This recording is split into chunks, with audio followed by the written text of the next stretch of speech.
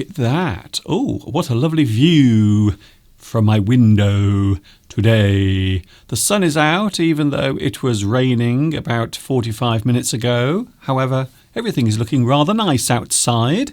Oh, hello there. Welcome. Here we go again. It's another English Addict live stream coming to you from the birthplace of the English language, which just happens to be England.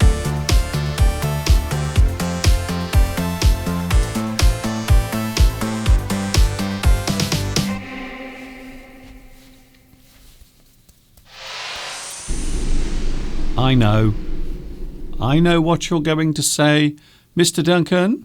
Mr. Duncan, you are late. I'm afraid so, yes. I am a little bit late today. Very busy today. Lots of things going on, as usual. However, we have had a little problem here because a couple of days ago, him, can you see him behind me? Him, this guy, he felt unwell. He was feeling a little feverish. And as you can probably imagine, I was feeling rather worried, and so was Steve. He was also feeling slightly worried. So he has had a little bit of a fever for the past 2 days. And I suppose I don't have to say any more than I was a little bit worried for a moment or two, because I wasn't sure if Mr. Steve was coming down with something that you may have heard of recently in the news. However, today he is feeling a little better, so I'm hoping we will be able to tempt Mr. Steve onto the live stream. And now I have something here for Mr. Steve. Can you see it? I hope so. That is a Jaffa cake. However, this particular Jaffa cake has lost its little orangey bit in the middle. So the little soft piece of orange in the middle has gone. And that's because I ate it. Yeah. So I have eaten the middle of this Jaffa cake. However, what is left, I've decided to let Mr. Steve have. So he can have that. I'm hoping that I will be able to tempt Mr. Steve into the studio with what is left, the remnants, or what remains of this Jaffa cake. So we will see what happens. A few moments of worry, concern. So Mr. Steve had a temperature. It was 110 degrees, so he was feeling rather unwell. And as you can probably imagine, I was slightly concerned. I thought, well, that would be typical, wouldn't it? It would be just so typical of Mr. Steve. But it would appear that already he is getting well. So I don't think it was anything serious. I don't think what Mr. Steve had was, well, you know what. It wasn't that. I don't think it was this particular thing. So Mr. Steve is feeling much better. He's not 100% well, but he's much better. So thank you very much for your concern, because this morning when I mentioned it on Facebook, I had some messages making sure that Mr. Steve was okay. He is all right. Hopefully he will be with us a little bit later on. I am hoping I will be able to tempt him into the studio. Hello everyone, guess what? We are here once again. Yes, we have made it all the way through to the end of the weekend, because it is Sunday.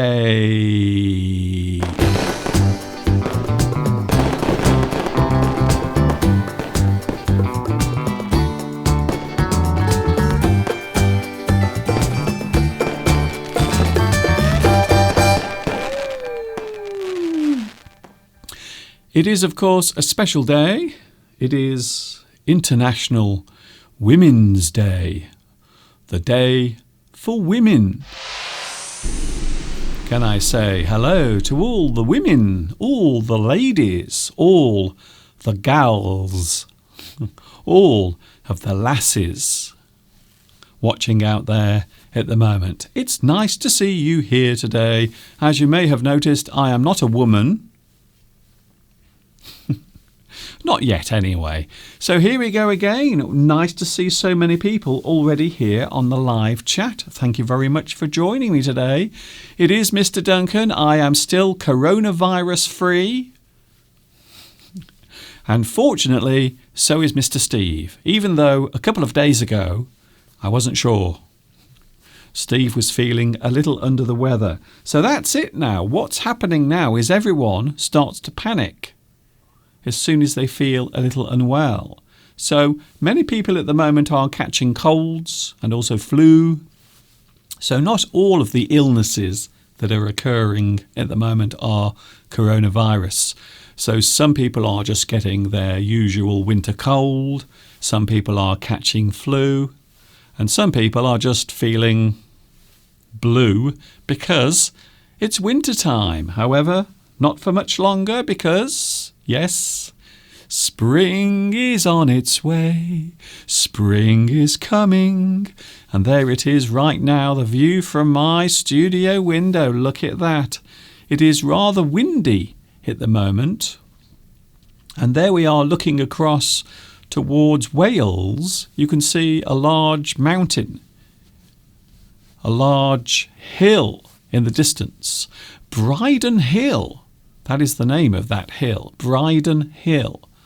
And it is just as you go into Wales.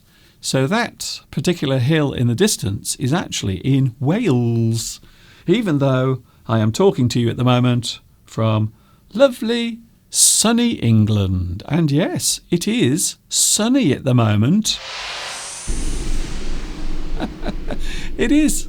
It's actually sunny outside, even though we had a lot of rain earlier. It is Sunday. I hope you've had a good weekend. My weekend has been very strange because we had lots of plans yesterday. We were supposed to go to Leamington Spa so Mr. Steve could have one of his singing practices. And then afterwards, we were going to see my mother, who is still being taken care of, many miles away from where I live. So we were going to do both of these things yesterday. However, Mr. Steve was not feeling very well, so we didn't do it. We had to cancel those plans, unfortunately. That's not very nice, is it? So we had a lovely day in Leamington Spa. I'm pretty sure the subtitles will get that wrong. However, the place I went to yesterday, or didn't go to yesterday, because of Steve's illness, we should have gone to Leamington Spa. By the way, if you want to see the subtitles, I know sometimes YouTube gets the subtitles wrong. Sometimes they make a lot of mistakes with the subtitles. But you can watch captions. You can have captions or subtitles if you press C on your keyboard. So that is a bit of information. Thank you very much for YouTube for letting me do that. And also you can catch me every Sunday, Wednesday, Friday, 2 p.m. UK time. And of course, if you like what you see, you are more than welcome to like and subscribe. Like and subscribe if you like what you see. Tell a friend. Tell your neighbour. Tell everyone. If you don't like it, you can tell me. So feel free to like and subscribe as well. So hopefully Mr. Steve will be here in a few moments. I'm really hoping so. If not, I really don't know what I'm going to do. However, I have some things planned. We are looking at words that can be used to describe being hot and feeling cold. So something hot, something cold. There are many words you can use in English and also quite a few phrases, idioms as well. that you can use. So we might have a look at those. Today we also have a little game to play. We have the prefix game. So I'm going to show you some prefixes, some words or some things that come before a word to change its definition or the way it is used. So we are going to look at some prefixes, and also we are going to test your knowledge of those particular prefixes. So a prefix is something that comes before the actual word you are expressing. So quite often prefixes have a little bit of magic contained within them. And also there is suffix as well. So when we say suffix, that means something that comes at the end of a word. Hello to everybody. Oh, hello to Black Garcha. Hello to you. That is your very interesting name on my live chat. And guess what? You are also first on today's live chat as well.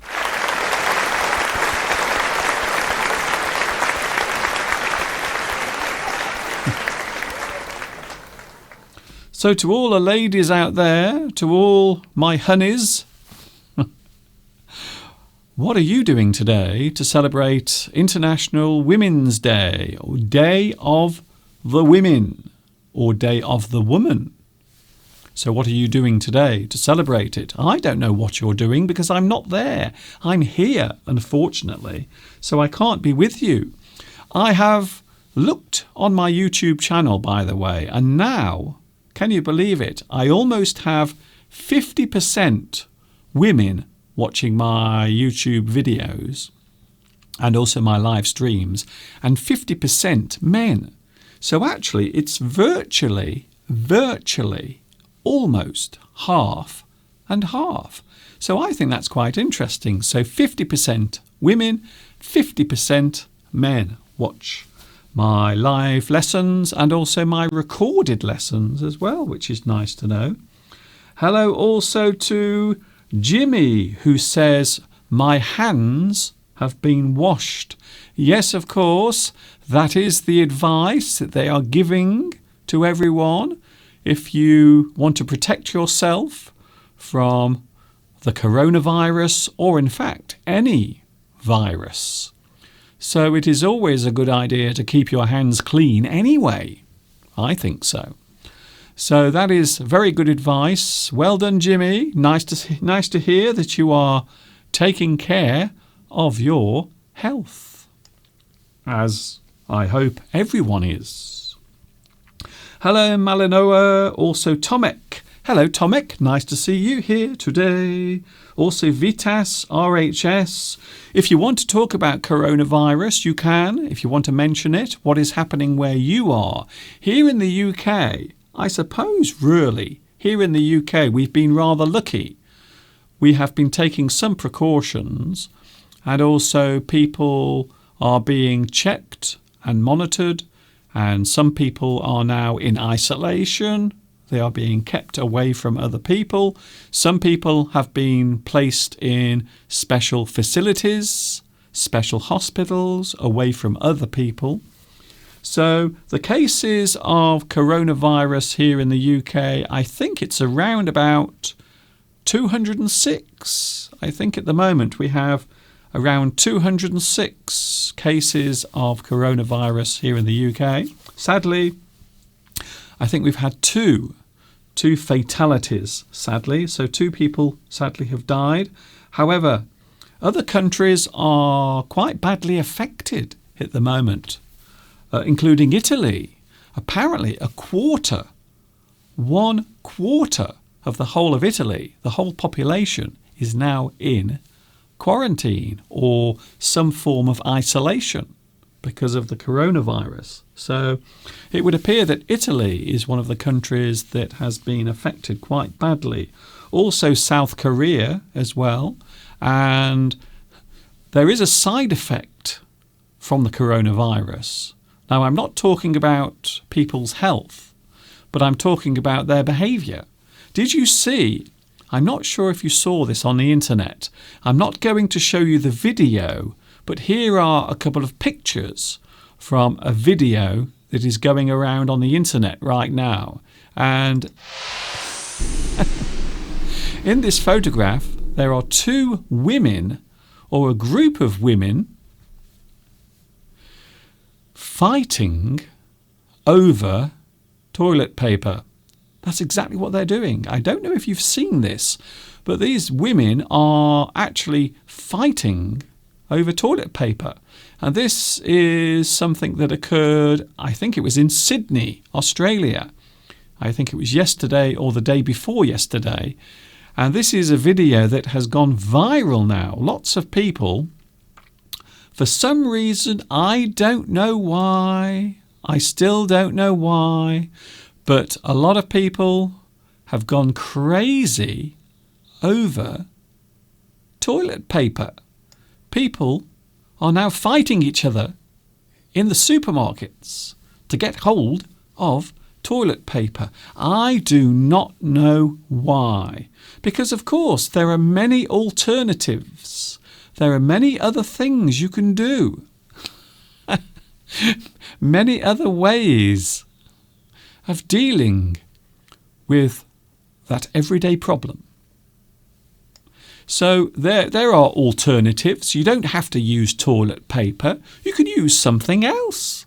You can use a little bit of kitchen roll, kitchen paper. So kitchen paper is normally larger and also it's normally thicker. So in some cases, maybe kitchen roll or kitchen paper, which tends to be very thick and absorbent, might be a good idea. So maybe you could use that instead. Or maybe newspaper. I remember many years ago, this is very embarrassing. I'm sure if any of my family members are watching at the moment, they will be so embarrassed. Many years ago, when I lived at home, there were times when we didn't have toilet paper in the house. And we used to use newspaper. I'm not joking. I wish I was. So maybe you could use newspaper instead of toilet paper. So that might be a good alternative. A good substitute instead of this. So have you been going out to buy your toilet paper? Have you at all been out to buy toilet paper? Now, in my house at the moment, I must say, in the house, I have plenty of toilet paper, to be honest. So here, at the moment, you can see a roll of toilet paper. Now, some of these rolls of toilet paper I'm actually going to keep somewhere safe, because maybe in 3 or 4 weeks' time, this toilet paper might be worth a lot of money. And perhaps I will be able to sell this roll of toilet paper on eBay. So perhaps I could sell this for maybe £50, £100, maybe even £1,000. Who knows? So I will be keeping this roll of toilet paper in a very safe place, just in case it becomes very valuable over the next few weeks. Ooh, very nice. I'm going to be so rich. Ooh. Saturina is here. Jamelia is here as well. Hopefully Mr. Steve will be here. As I mentioned earlier, he is feeling a little under the weather at the moment. I wonder if Mr. Steve has a problem with going to the toilet. I wonder. What do you think?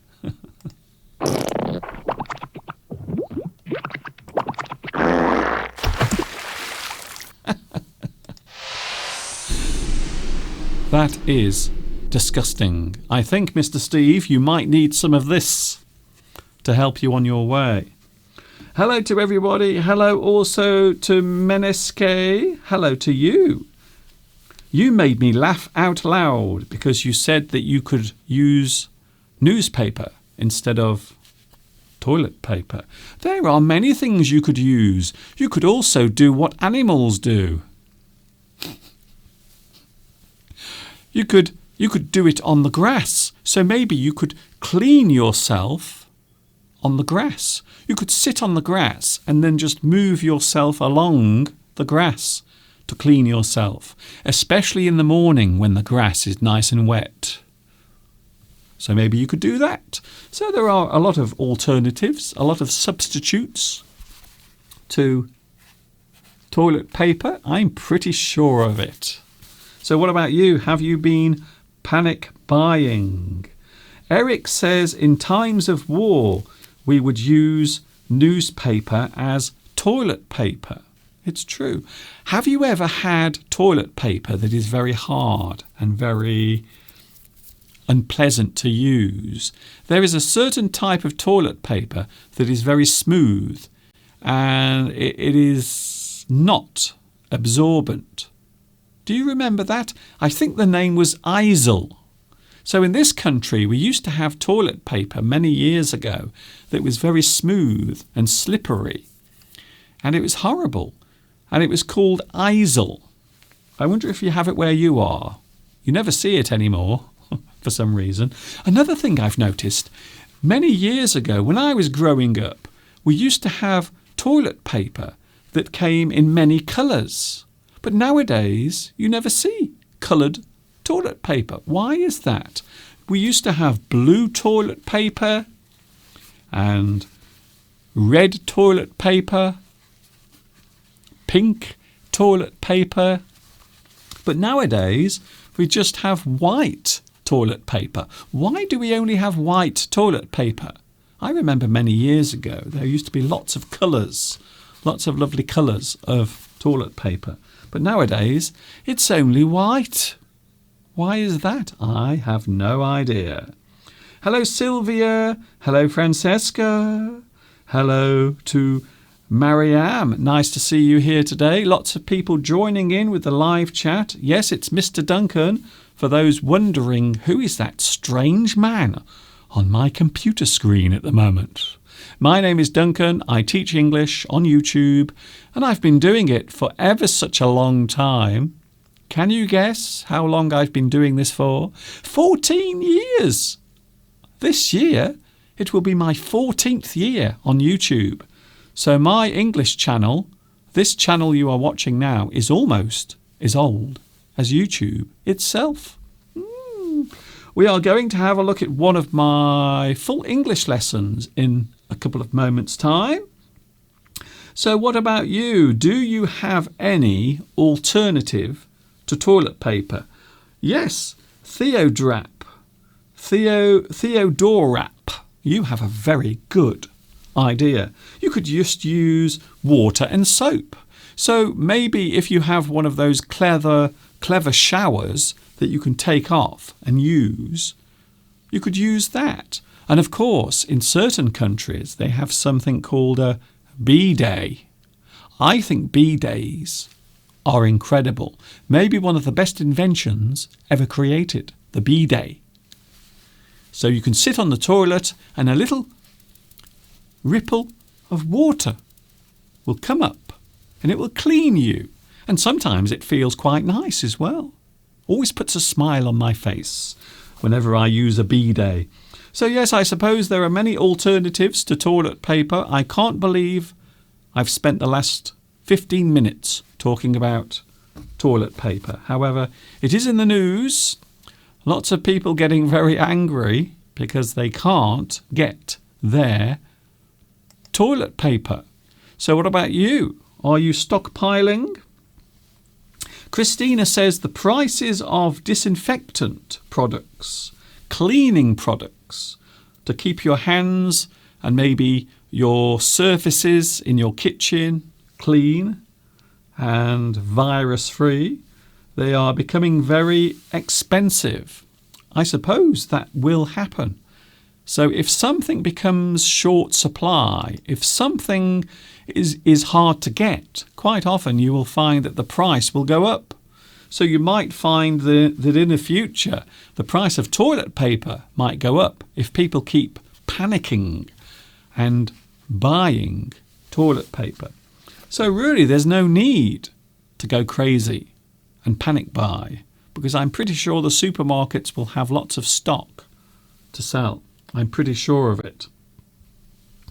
Anna says, Mr. Duncan, are you investing money in toilet paper? I tell you something.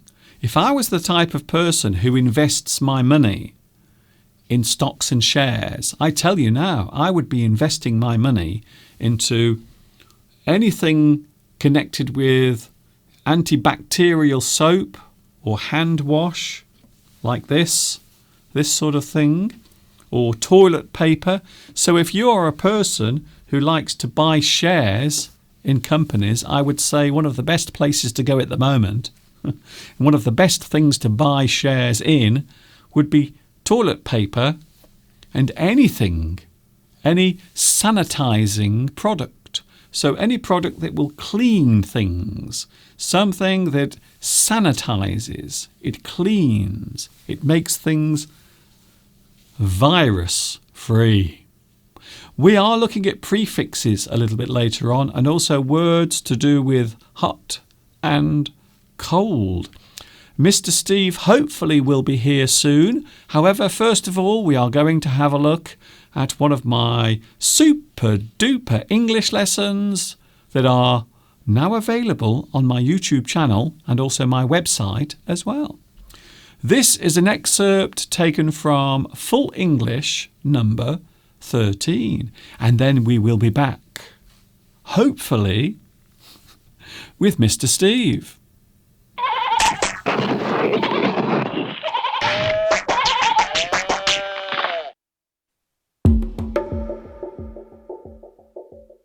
Can you see what I'm holding here? It's something sweet and very easy to make. This is meringue. Meringue is a type of sweet food made by mixing well-beaten egg whites and sugar together and then baking it until it becomes crisp on the outside. A meringue can be eaten on its own or used as a topping for desserts, especially pies. The centre of meringue tends to be soft and sticky, just the way I like it. This particular meringue has been coloured with strawberry juice and smothered in white chocolate, which means that I'm now in confectionery heaven. By the way, the word confectionery is another word for sweet things, such as chocolate and candy. They are both types of confectionery.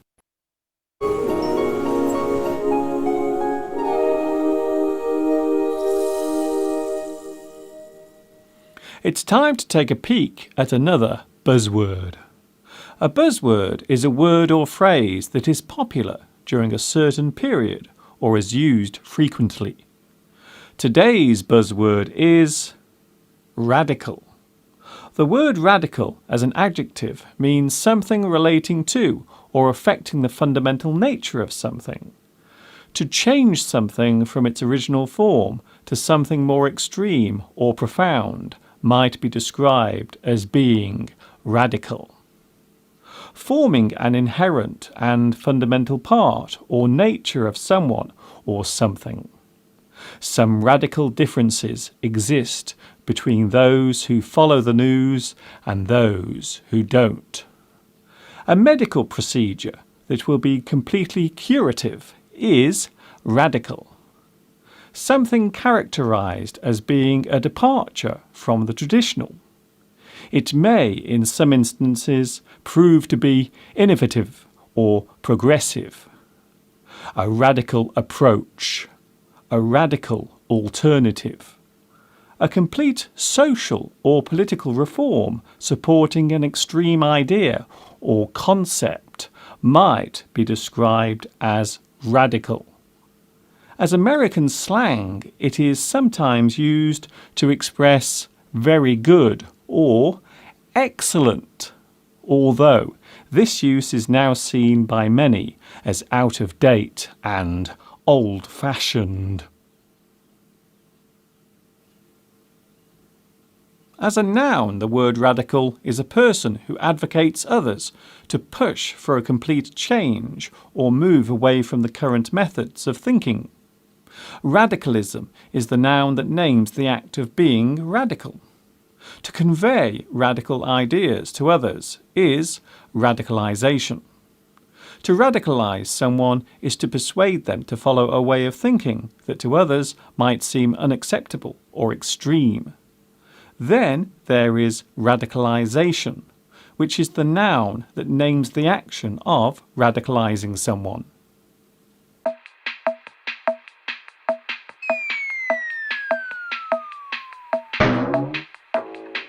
Black shoes and socks with shorts. Oh, what a fashion faux pas! They appear so odd together when looked at from afar. Shorts with black shoes and socks should never ever be seen. Even if you squint, the sight is still quite obscene. Black shoes and socks with shorts, please be off and make it quick, as those black shoes, socks with shorts are making me feel quite sick.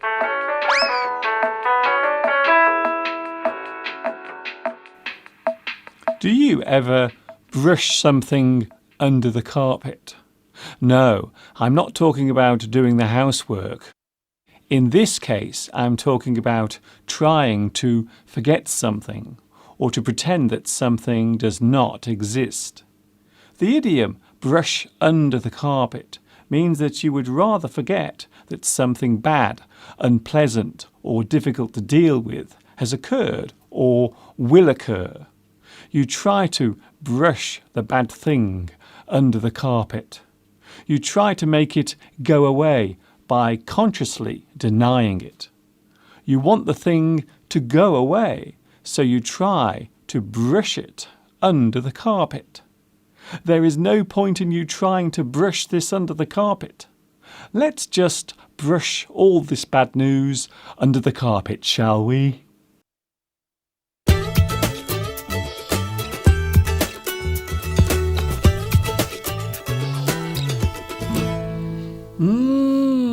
I hope you enjoyed that. Yes, that was an excerpt from one of my full English lessons, and yes, they are available on my YouTube channel along with all of my live stream recordings. Yes, it's all there for you to watch and enjoy.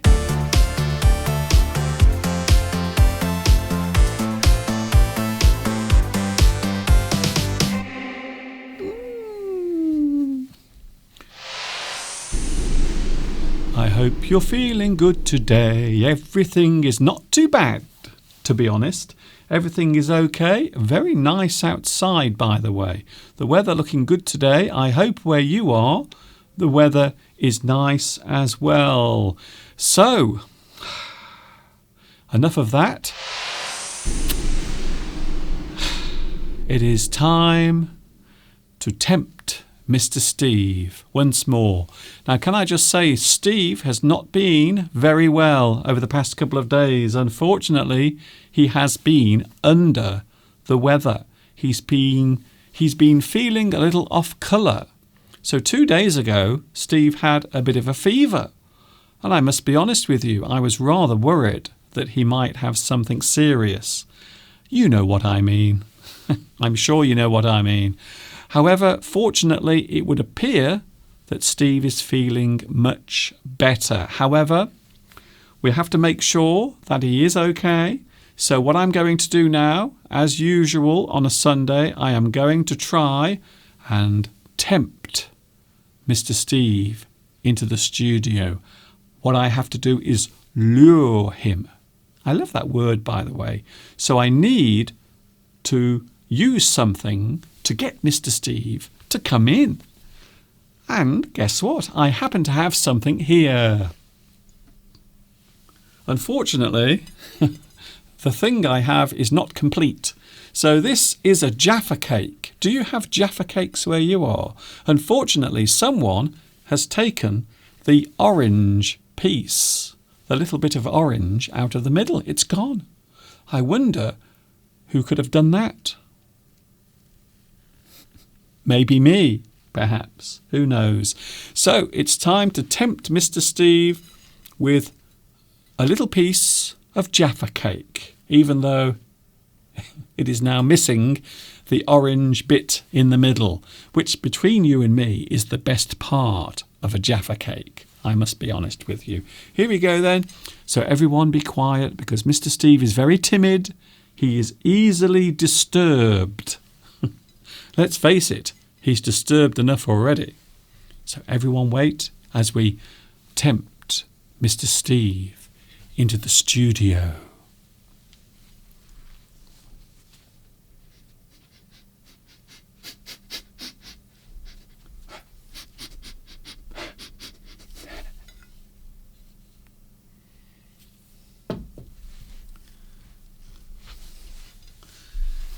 You are so ungrateful, Mr. Steve. What? What? You are so ungrateful. I left something out for Steve to eat, and he threw it away. Did you see that? What was that?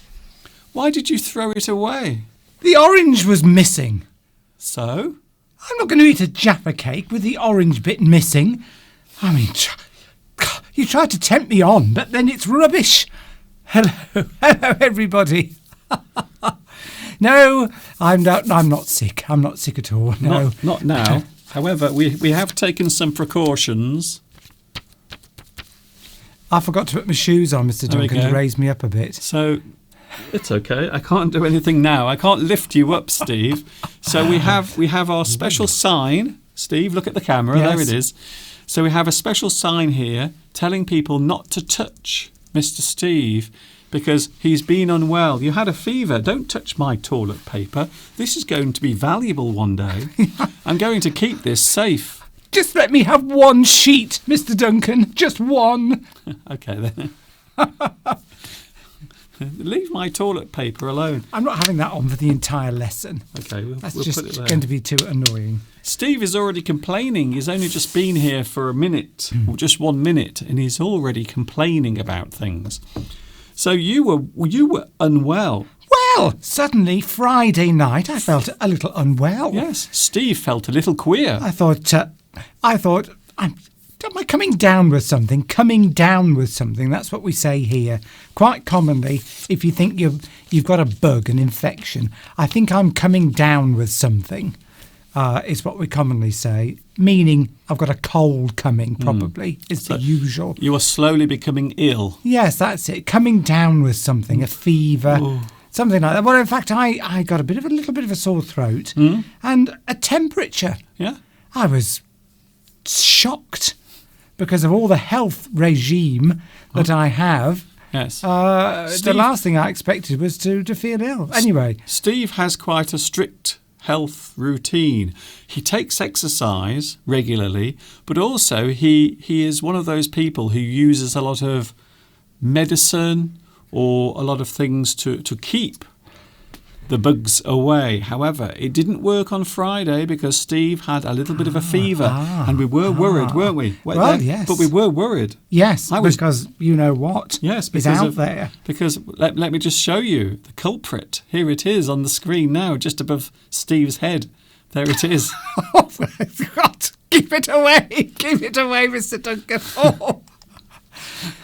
Yes, so they keep showing this. Well, we shouldn't laugh because it's actually quite serious. It is serious, but I think you have to make some fun of it because sometimes during bad periods of time you have to somehow smile, even in the face of adversity. I think so. So okay, it's going now. Keep that away from me, Mr. Duncan.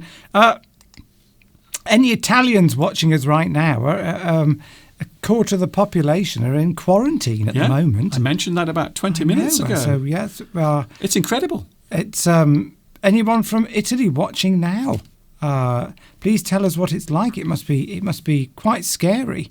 Well, I I would know. imagine very frightening. I know that you always like to hear from people who are affected by things. I have had some messages this morning from southern Italy. Apparently, a lot of people now are being told to stay at home or stay isolated, even if there's nothing wrong with them in Italy. So in Italy, a lot of people have been affected, even not directly, so indirectly. That's a good prefix, by because the way. they want to stop it spreading, obviously. I like that prefix. Anyway, I had this temperature, and then the next morning it had gone. Yes. And I felt perfectly all right. So I think my health regime fought off whatever it was. Well, I'm hoping it's not, coronavirus. Well, I don't think it is, because you're okay now. Well, yes, that's true. I mean, if you're ill in 2 weeks' time, I'll go and get a test. Yes. I mean, we haven't really got that many we haven't had any cases near us, so it can't be. No. It can't be. I think it's just I was at choir on Monday night. Choir. I go to choir on Monday Yes. night, and somebody right next to me, had a cold, a bad cold, and they said they weren't there last week at rehearsal, and I think they gave it to me, and that's what I've got. But I'm fighting it off, and I don't think I still feel a bit. Anyway, let's not go on about it, Mr. Duncan. No. I've got all my health tablets Yes. that I take. So you do have things that you like to take, not necessarily medicine. So this isn't medicine that Steve takes. It's just things that are supposed to be healthy or to help you. So we think of things like vitamins, vitamin C, and of course at this time of year in the UK, a lot of people are lacking vitamin D as well, because that comes from light. And here in the UK, we don't get much sunlight in winter. Come to think of it, we don't get much sunlight in summer. I don't think we saw the sun for about a month with all the rain and wind that we've been having. But yes, vitamin D. A lot of people lack vitamin D, particularly as we're also being told not to go in the sun even when it is out, because we might get skin cancer. Okay. Some people do think it's a good idea to supplement with vitamin D. That's a good word. So you take supplements. So a supplement is something that can replace a thing that you might be lacking or something you might be without. So you take supplements, and there are many different types of supplements. So you think of vitamins. Vitamin tablets are a type of supplement. Yes, you add something in that you think could be missing from your diet. Mr. Duncan, I've just got to disappear for 2 seconds. Okay. And I shall be back. Okay. Oh, well, okay, that's interesting. What do I do now? Do I just stand here? Shall I stand here and just wait? I wasn't expecting Mr. Steve to suddenly disappear. I know what the problem is. Steve, unfortunately, on this camera, Steve looks very small. Oh, there he is. He's back. I'm back. Oh, you were. Come back. I'm back. There we go. Okay, Steve, that was professional. Because of the angle you got the camera at, I felt very uncomfortable. You keep saying that. It's nothing to do with... It's because you're short. I'm 5'9.5". Yeah, Mr. okay. Duncan. Oh, that's exhausting. It was. Right, what are we talking about today then, Mr. Duncan? Well, we've been talking about coronavirus, of course, because everyone is. It almost seems like the subject itself has become viral. Everyone's talking about it. It's all over the news. It's all that you see on the news at the moment. It's just half an hour of coronavirus. Did you see those women fighting over toilet paper? I did, yes. That's been all over the news and over the internet. Yes, it's sad when that sort of thing happens. You know, you'd expect it over maybe a chicken. What? or a loaf of bread. How did you come up with chicken? Well, you know... I've never seen anyone fight over a chicken. Well, ever. You'd have thought people would fight over something that was really valuable to their health, like food. The first thing you thought of was chicken. Well, chicken, bread, rice. But you think that people would go and buy those first, wouldn't you, rather than toilet paper? We don't know why that is. We read something on the internet that people think that because they're large packets. Okay, multi-packs. They look big and they look like something you might want to store up. By the way, multi-pack. Did you see that? It has a prefix on the beginning. We are looking at prefixes later. Oh. So these two women, there they are. It is International Women's Day. So it's International Women's Day. And here you can see some international women fighting over toilet paper. So it's not nice to see. They got very angry, didn't they? But look how many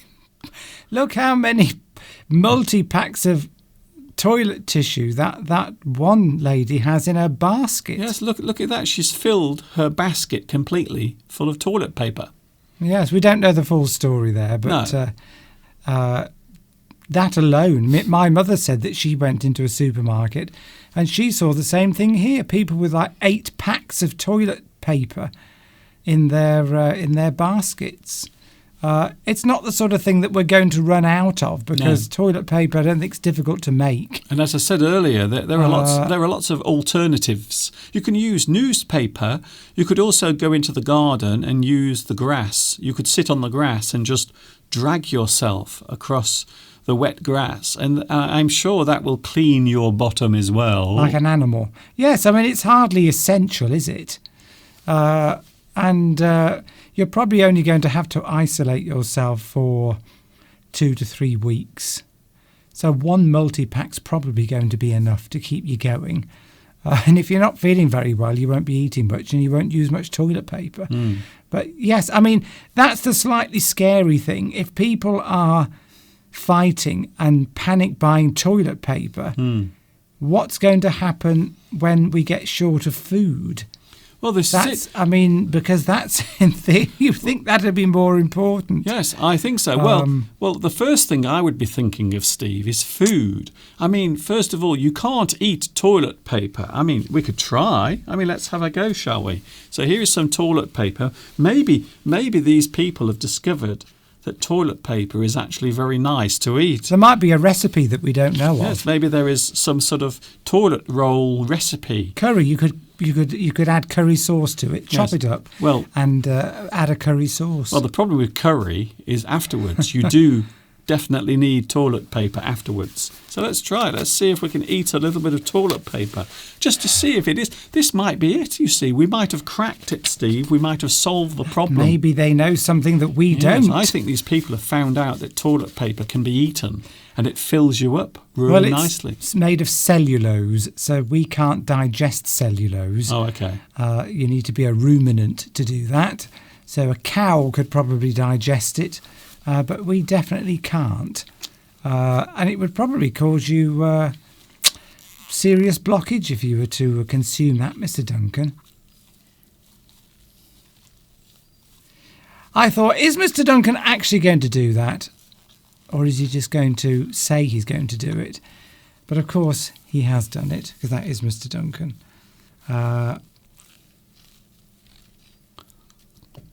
We've seen it here before. We've seen fights here. I don't think that's exclusive to that particular country. We've seen people in this country fight over bread. If bread's gone, there's been a shortage of flour, things like that. People will fight over things like this because it's something kicks in, some kind of survival mechanism kicks in, and ultimately a part of your brain takes over that harks back to when we were living in caves or in trees. I've come to the by the way, I've come to the results, Steve. Before just cut me off. This is like sitting at the Oxford University when someone's giving a lecture. Well, a part of your brain is primitive, yes, and has been retained from before we were humans. Or in Steve's case, 100% primitive. In a situation where survival could be at risk, our animal instincts will take over. Yes, okay. Even if it's something like toilet paper, which seems like you wouldn't want to fight about that. So the point I was trying to make is toilet paper cannot be eaten. You can't eat it. I've just tried to eat toilet paper, and can I just say it doesn't work, because first of all your mouth becomes very dry, so you can't even get the toilet paper wet in your mouth. So don't do that. Instead you could have, I know what you could have. You could have a tin of baked beans. Now I'm surprised that people aren't stocking up on tinned food, so things that come in tins, because they last for years. A long shelf life. Yes, so you can keep tinned food for a long time. So I'm surprised that more people aren't going outside and going crazy over buying things that come in cans or tins, such as baked beans, which of course is, well, we love baked beans, don't we, Steve? We do. We're like children. We do. What? And of course, yes, I mean, maybe now that we've said it, with all the millions watching us across the globe, Yes. there will now be panic buying of tinned food. We so might be responsible for that. Are you saying that you and I might be responsible for panic buying of Well, tinned food? Let's hope not. Well, I don't think so. I don't think we have that much influence on the world. Trust me. Well, tinned food will keep for a couple of years at least. Yes, so you can buy some tinned food. So I think people should be fighting each other over tins of beans. And of course, not only that, but you can also use the tins as weapons as well. So if you hit someone over the head with some toilet paper, it doesn't do any damage. But you clout someone over the head with a tin of beans, and Yes. they know about it. People are obviously more worried about having a dirty bum than they are about starving. It's interesting that people are Yes. more worried about their bottom being a little bit pooey than actually putting food in their stomach. But it is strange. Throughout the world, in many countries, there's been panic buying of toilet paper. Toilet paper. Why not tinned food? Why not tinned meat or as you said, or fish? Something which you really will need. Yes. Because even if you didn't have toilet paper, you could improvise with something else. You could just use your hand. Just. Yes, Pedro says he's in a train. Going from Alicante to I haven't heard of that one. Salamanca in Spain. Salamanca. Well, Pedro, you're on a train watching us now. I think that is dedication. You know what we could do, Steve? I wonder what type of train it is. I wonder if it's an old steam train. Is it an old steam train? But isn't that amazing? Pedro is travelling. Yes. Okay. Well, and he's watching us on the train. It's I think that's amazing. Thank you. Well, it is. That's how dedicated your students are. Shall we pretend we're on a train? Here we go. We're on a train. There. So just to make Pedro feel more comfortable, we're now going to pretend we are on a train. Come on, Steve, join in. If you must. So the train is rocking from side to side. The train is That's a rocking. very uncomfortable train, Mr. Duncan. It's What is it? Is it lost control? Are the brakes broken? I think this particular train has been derailed. It happened a long time ago, Mr. Duncan. That's nice. If you say something is derailed or has gone off the rails, it means that it's not working as well as it did. But you could say a project has gone off the rails. So something which had a course of action that you could see and you've got an end point, something's gone wrong and it's gone off the tracks or off the rails. Nestor has some good advice. If you are thinking of keeping lots of toilet paper in your house, make sure you keep it away from your animals, your pets. Because if there's one thing that animals, especially dogs and cats, like to do, they like to play with the toilet paper. They like to eat it, scratch it. And there used to be a TV commercial many years ago with a little dog that would always get wrapped in toilet paper. Mr. Duncan, Prenzes has said that has bought flour, sugar, tea, coffee, enough for 6 months. Mr. Duncan. What? Sugar. We forgot about sugar. What are you going to do if the stores run out of sugar? Well, we've got lots of sugar. Didn't you see the huge bag that I bought the other day? That won't be enough, Mr. Duncan. You get through one big bag a week. It's all right. There won't be sugar shortage. Well, you don't know. The ants might stockpile it. But Mr. Duncan has 6 teaspoons of sugar in his tea. I don't have 6. All right, 2. That's my mother. But you used to have 4. But Right. you do eat an extraordinarily large amount of sugar. I don't. So I think we need to stock up on that, Mr. That's pure energy. If there's anything you can survive on for months, it's sugar. Salamanca, by the way, is near the Portuguese border. Right. Ooh. Lewis. Thank you, Lewis. But I still think that's amazing that one of your dedicated viewers is watching you on a train, and you must have very good internet, because I don't know. Have we got good internet like that on our trains? Yes. Okay. I never go on trains. Public transport, I'm not interested. So I just travel in a car everywhere. Okay. I've never used public transport. Very rarely. Do you have good internet in your car? Useless. Yes, that's it. So there's some ideas. I think that's very good. Okay. We need to stock up, Mr. Duncan. In fact, what's the time? If I go now, you carry on with this, I'll go and do some panic buying at the local supermarket. Okay. How about that? Unfortunately, we don't have a supermarket here in Much Wenlock. We just have two small shops. Well, we haven't run out of toilet paper here. Well, yesterday, Steve was desperately trying, not yesterday, but last week, Steve was trying to get some hand sanitizer and also some other things as well. But we can't. But I have mine. I have my hand sanitizer here, so I always keep this nearby. Yes, it's strange in Much Wenlock. We've got loads of toilet paper. They're trying to give it away at the supermarket. We went yesterday. Oh, no, we didn't. Pardon? No, we didn't. Well, whenever it was, we went to the local shop to get some toilet paper. Okay. And they were trying to sell it to us. Yes. Oh, do you want a multi-pack? Well, they are a shop. I know, but Mr. Duncan, the point I'm making is that everywhere else, it seems, people are... My mother said she couldn't buy any toilet paper where she is, Okay. which is about 50 miles from here. And yet, in Much Wenlock, nobody seems to be panic buying toilet. Maybe they never used it in the first place. Maybe we're being derogatory about the locals. Maybe the locals around here don't use toilet paper. But hand sanitizer, as you said, the local chemist hasn't had any for 3 weeks. We went in yesterday and asked, and she said, oh, we had, what was it, 100 bottles in at 9 o'clock, and they were all gone by 11. Mm. Oh, it's more than that. I think she said 1,000 bottles, didn't she? It was a lot. Maybe 1 million. Maybe it was 1 million bottles. Well, okay, Salamanca.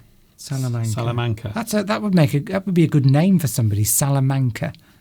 Okay. That's a good name. That is. For I someone. like that. Yes. In fact, isn't there in Breaking Bad? Isn't there somebody called Salamanca? I don't know. Mr. Salamanca. What are you saying? You're saying Salamanca is automatically connected to organised crime. What a great name that would make. Good. What's your name? Mr. Salamanca. Oh, well, bye to all the South American viewers. Thank you very much. No, it's a good name. I'm not saying it's a bad name. I'm saying it's a good name. But you did sort of kind of... That would make me seem very... If I had adopted that name, I would seem very... What's the word? I don't know what you're talking about. Mr. Salamanca. Well, it sounds like a Bond villain as well, doesn't it? Do you have a third nipple? No. Like the man with the golden gun? I'm sure in a Bond film or in a film somewhere, there's somebody called Mr. Salamanca. Maybe somebody can look that up. What? Okay, what do you need? Toilet papers. It says phone. You might. Why do you need toilet papers? Well, yes.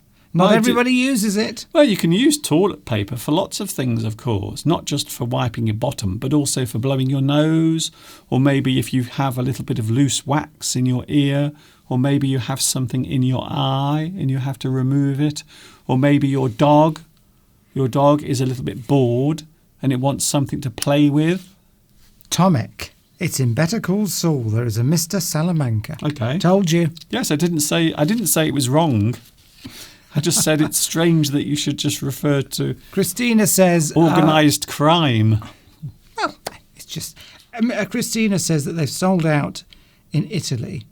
Christina, what's it like there at the moment? What is the mood in Italy? Is it making people feel uneasy, panicky, worried, afraid? How are people feeling in Italy now?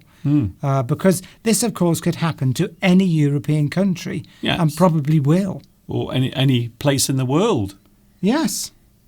Except the Antarctic. I think probably the only place that there won't be coronavirus is the Antarctic and also the North Pole and maybe Scunthorpe. The North Pole. I'm sure they've had one case there. A penguin got it. Hello, Larissa. So, greeting us from Latvia. Okay. Thank you very much. Welcome. Saturino had something very harsh to say about the way in which the news is reporting coronavirus in Italy. So this is what happens, though. We were talking about this morning. You know what happens sometimes. The media will take something and they will talk about it, and then sometimes they make it seem more dramatic than it really is. So Saturina was saying that she doesn't agree with some of the news stories. So sometimes they make things seem worse than it really is. Yes. I mean, it may get a lot worse, but at the moment, in most countries, it's fairly well contained. But of course, that, as we've seen in Italy, can change very rapidly.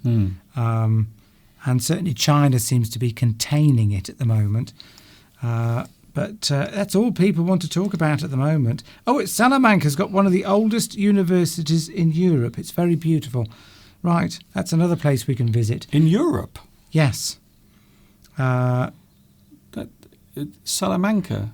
Yes, it's in Spain, isn't it? It's a beautiful city, and I think somebody said that it was in Spain. Lewis told us it was in Spain. I see. I thought it was... Or Portugal. I thought, okay. Oh, yes, back. Of course, it's on the Portuguese border.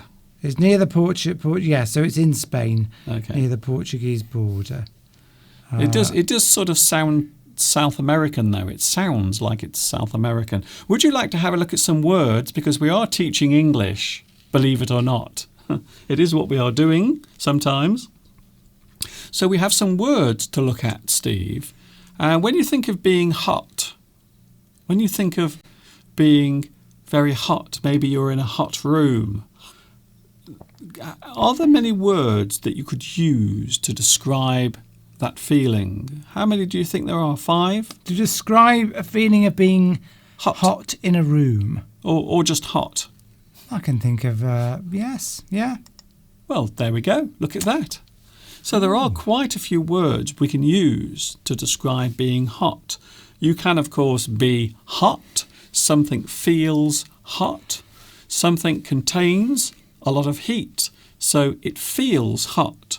Or you might describe a room as being hot, such as this room we are in now, because there are lots of lights, lots of equipment in this room.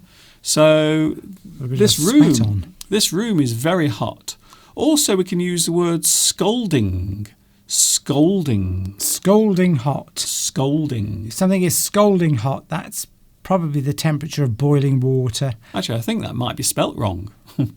Have I spelt scolding wrong? I don't think so. Looks right to me, Mr. Duncan. Maybe that's the other scold. Scolding hot means, because if you scold something, it means you burn your skin. Yes. It usually refers to hot water or hot liquids. Yes, it's something that is so hot it can cause damage to your skin. Blistering on your skin. Yes.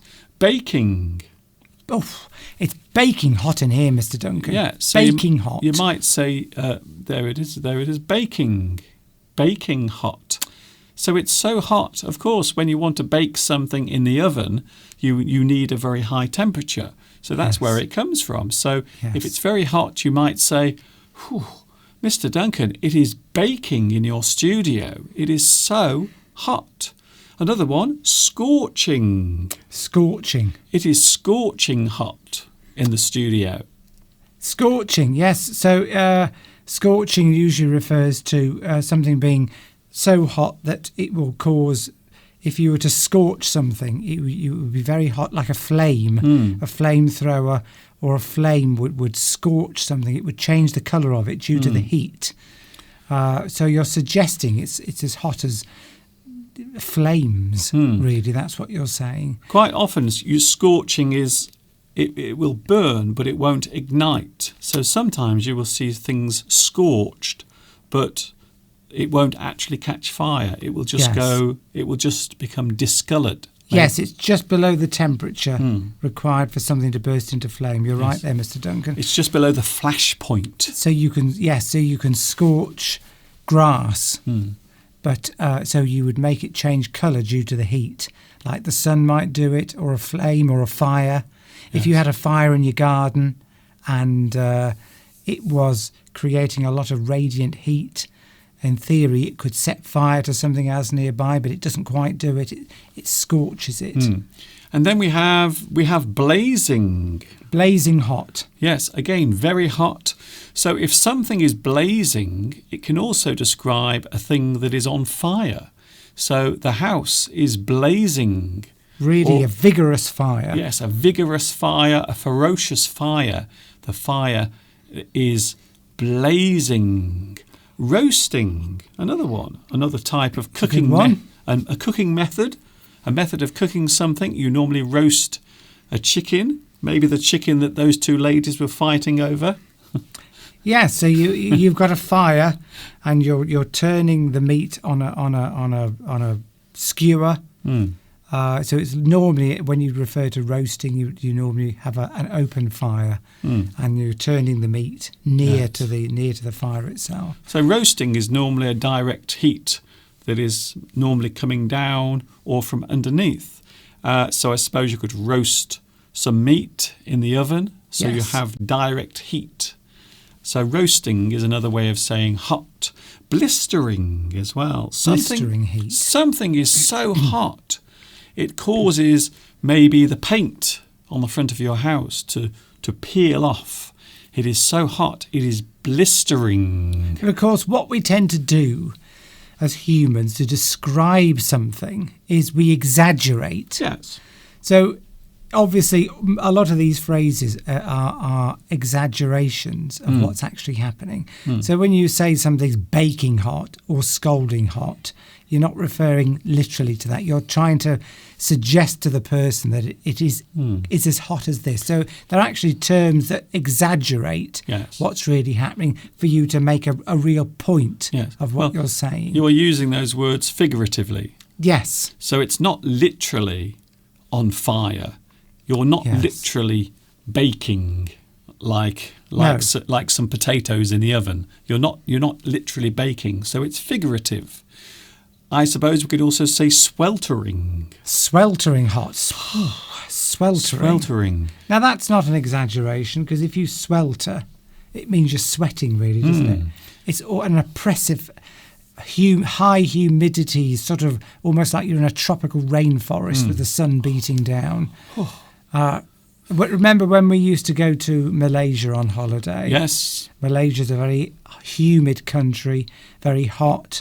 So when you go outside, to us we would describe that as a sweltering heat. It makes you sweat. You go red, sort of in colour, and it's uncomfortable, and you want to get into the air conditioning as quickly as possible. Yes, sweltering, something that makes you perspire or sweat, a very hot place or a hot room. Sizzling, again, something quite often used in cookery to describe something that is so hot it is now making a sound. You can hear the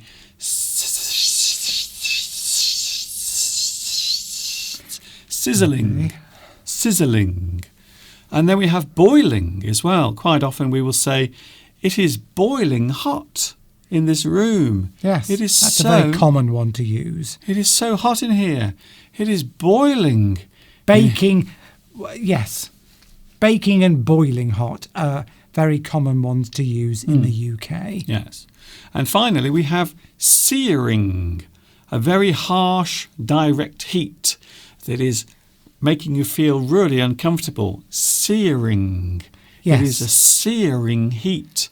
So maybe if you go to a very hot, sunny country, you might describe the sun as searing or the heat as searing. Again, another type of cookery. It's from cookery, yes, where you put meat into a very hot pan to sort of seal it on the outside. Yes. And so you need a searing heat for that. Yes. A very high heat that will immediately heat the protein in the meat up to a point where it puts a seal on it.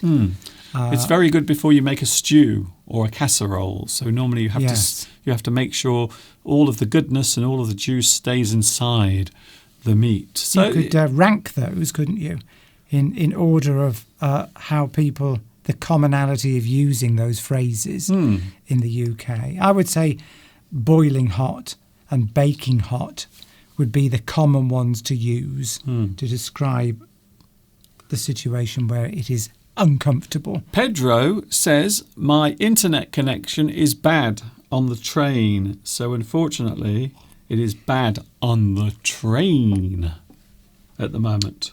Maybe we can chat about verbal tenses. Well, maybe we can. Maybe we can. At another time.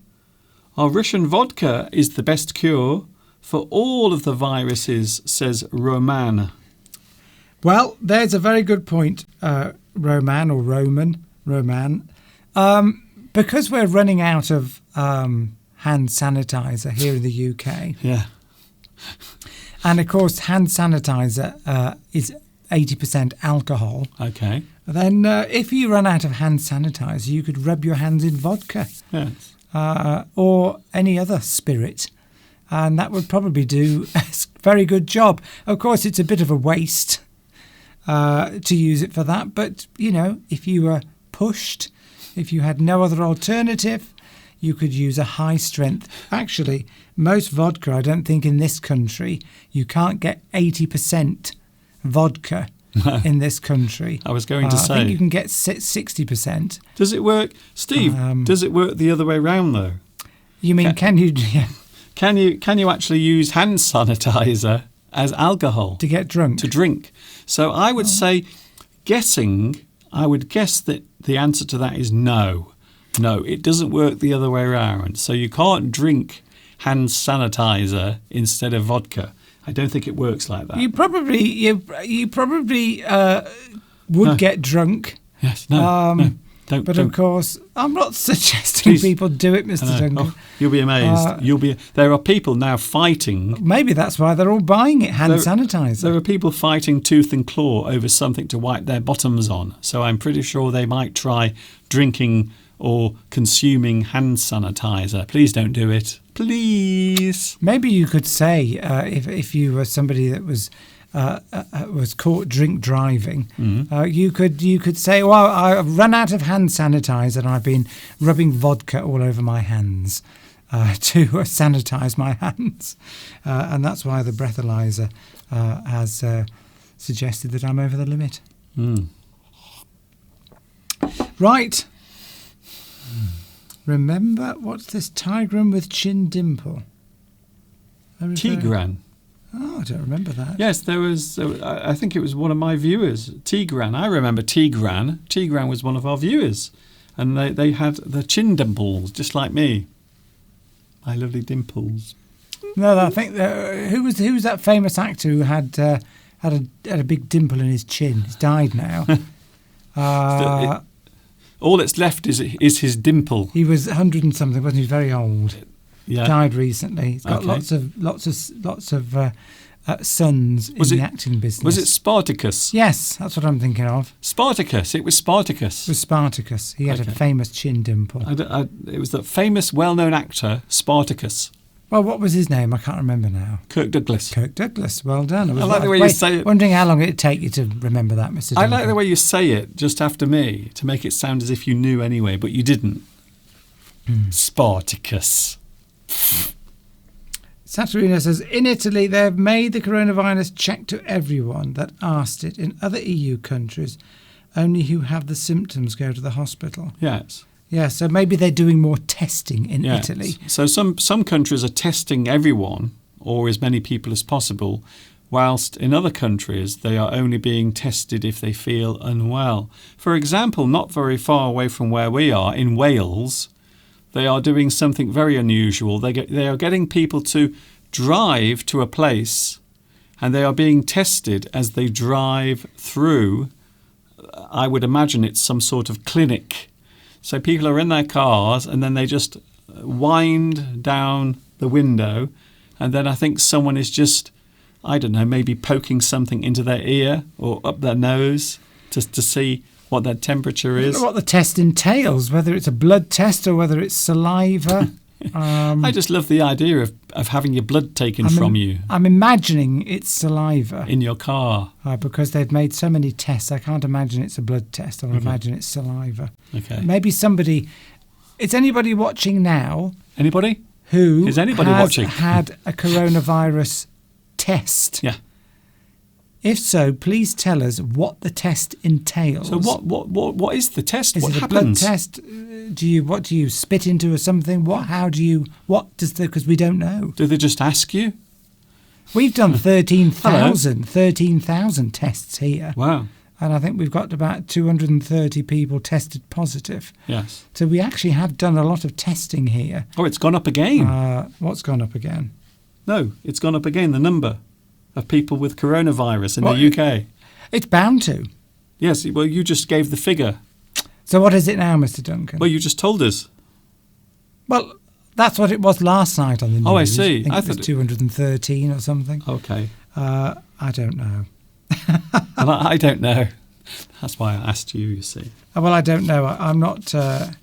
only 5 cases in the Philippines. So they've obviously... Chris says that they're being very strict there in keeping people safe. Can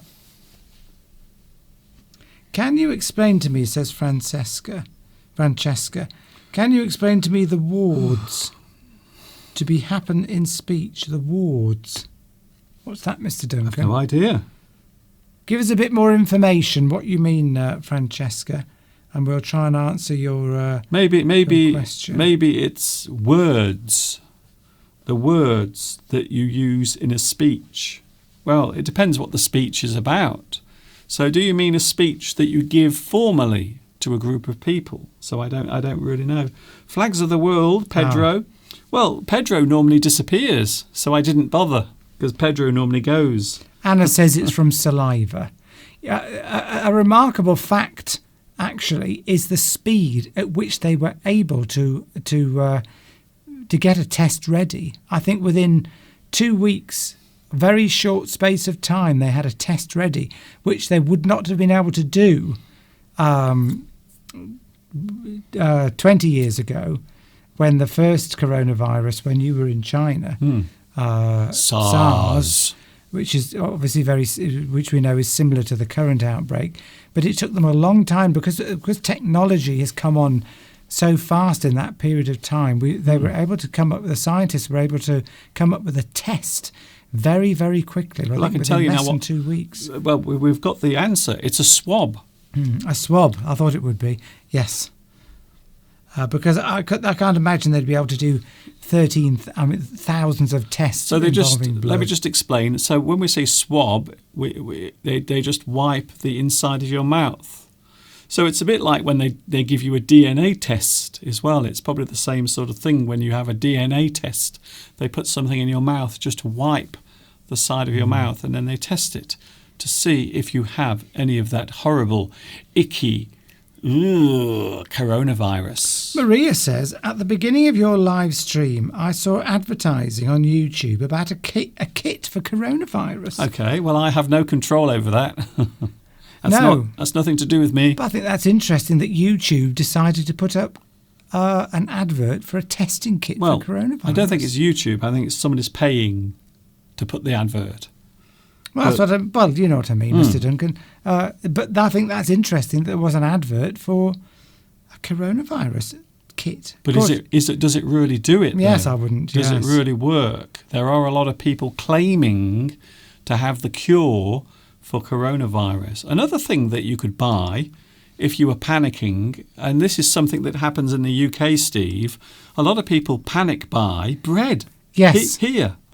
They do. That in all the years that I've been around. Okay. That's a long time. I remember when I was a child, people used to panic buy bread. It's something that in the UK, that's what we do here. It's bread. Did they have bread then? If someone was to hint even slight, I can't remember why. In the past, there's been people do it at Christmas, don't they? Well, they do it whenever the weather changes. Quite often in the winter, they might say, "Oh, there's a snowstorm coming." And people will go to the shops. They will go crazy. They will all run to the shops and they will buy all the bread. They will go and take it. They will buy all of the bread off the shelves. So that is something that's unique to here. I think, yes, certainly British people, if they suspect there's going to be a weather event, yes, bread's the first thing we usually go and buy. It's bread in here. bulk. Not toilet paper. We go crazy over bread. But I haven't heard about bread shortages, so I think what happened was they all ran out of stocks in one country. I think it was Japan. They went out of stock of toilet paper, I read. And then, of course, I think that spread around the world, and I think people are just thinking that they've got to buy toilet paper. Why? I don't know. Why? You can use other things. You can use some kitchen paper. Maybe you have some old clothes that you don't need anymore. And maybe you could cut them up into little strips. And then you could use, I don't know, an old pair of jeans or that old shirt that's got holes in it. You could use those as toilet paper. Just think of something else you could use. You could use your curtains. You could use the edge of your curtains.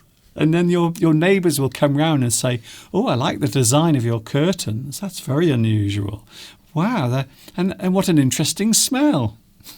Menex Cam, sorry, I don't know if I've pronounced that correctly, is cooking and watching us at the same time. Oh, what are you cooking? Are you Yes. making something nice? I hope so. We have hot cross buns today. Hot cross buns, 1 a penny, 2 a penny. Although Mr. Steve, unfortunately, Mr. Steve does not like his hot cross buns cold. He likes them hot. However, sometimes I might serve them cold. And so here are some words, Steve, to do with cold, or words we can use instead of cold. I will do that for you, Mr. Steve, because that's the kind of guy I am. There we go. Is that better? So we've just done words for hot, and now we're doing words for cold. So you can have cold. Yes. It is cold in here. If you are standing outside on a winter's day, maybe you have no coat, maybe you're feeling cold. You feel cold. It is cold. You look cold. Maybe Mr. Steve's face is blue, like it was on Friday when he was feeling unwell, and I thought he had coronavirus. But fortunately, he doesn't have it. Well, I don't know. I haven't been tested. You haven't got it. Cold, we can also say bitter. So if it's very cold... It's bitter in here. It's very bitter. It's very cold. Chilly. I like this one. Chilly. Chilly is sort of not that cold, not unbearably cold. It just feels a bit cold. Bitter would be, if you were going to rank them, bitter would be colder than chilly. Yes. And nippy, yes, nippy. There's a bit of a frost about. Yes. So nippy, you can feel maybe the ends of your fingers feel a little cold. So literally, it's as if the cold is biting you. So that's where it comes from. So if you say it feels nippy, it's almost as if the cold is biting your fingers. It is nippy. It's nippy in here. Nippy. Icy. Freezing. Yes, very cold. So you don't necessarily have to have ice on the ground. So there might be no ice. However, it feels as if there is ice. So you might say the weather feels icy. It's very icy. Or maybe a person who treats you unfairly, or maybe they look at you with a stern face. They give you an icy look.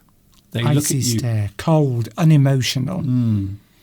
If you give someone an icy look, it's cold, unemotional. Not sure that's it, Mr. Duncan. Okay, well, I'm trying. I'm only joking. I'm trying. Here's another one. Frigid. Frigid.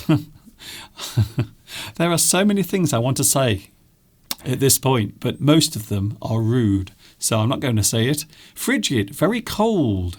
Something that is cold, something that makes you feel cold, maybe a day that is really cold and makes you feel unpleasant and uncomfortable. Like a fridge. Frigid, yes. Like being inside a refrigerator. That's it. Frigid. Well, refrigerator comes from the word frigid. There you So go. you are refrigerating. Hey, that's also a prefix. We are looking at prefixes soon. We're going to have a little contest. Well, I might be gone. Okay. Then. Oh, really? Are you that ill? And of course, if you describe somebody as frigid, you can describe a person as being frigid. And and that means that they're very cold, unemotional, and they don't want to have sexual relations with you. Maybe the wife. You're frigid, you are. So once again, the wife has a headache. Well, or the man. Or the man might have a headache. Somebody who is doesn't want to have sexual relations with you might be accused of being frigid. Yes. Or maybe if they refuse it on several occasions, you might begin to suspect that they don't fancy you, and you might, as retaliation, you might describe them as frigid, i.e. cold. Yes. Or maybe they look like that. But yes, you can describe somebody as frigid if they are cold. Yes, they are unemotional towards you. They show no emotion towards you. They don't want to hug you or don't want to be affectionate, and they don't want to have sex with you. Okay, we've got that one. You seem to be bringing that one up a lot. A particular reason? Glacial. Glacial. So something that has the appearance of ice, or something that appears frozen over. Glacial. Or maybe something that appears cold and it isn't, but it just appears as if it is. And also something that is slow. Slow to act. You can describe as glacial, because a glacier, the word obviously comes from glacier, which is the big ice sheet. Yes.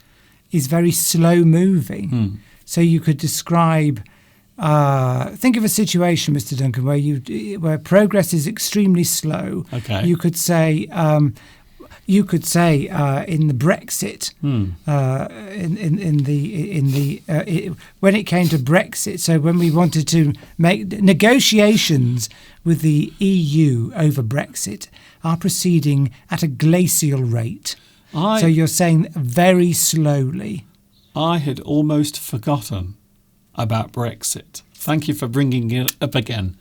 What I was going to say is how long it will take to get the vaccine for the coronavirus. So that might be glacial. It might be very slow before they get a vaccine for it. So yes. And then we have frozen. What, frozen? I'm frozen stiff. Let it go, let it go, let all of your troubles drift away. Pardon? What's that got to do with Frozen? That's from the movie called Frozen. Well, okay. Yes, you normally say, I'm frozen or I'm frozen stiff. I like the snowman. He's ever so funny. He's a funny snowman. Sure he is. He is. But frozen stiff. That means you're so cold that you're suggesting that you've literally have frozen solid. I'm frozen stiff. Put some heating on, Mr. Duncan. Frozen. Something that is solid and won't move. So even if you're not cold, something can be frozen. So maybe if you're, I don't know, maybe you're watching this live stream and then suddenly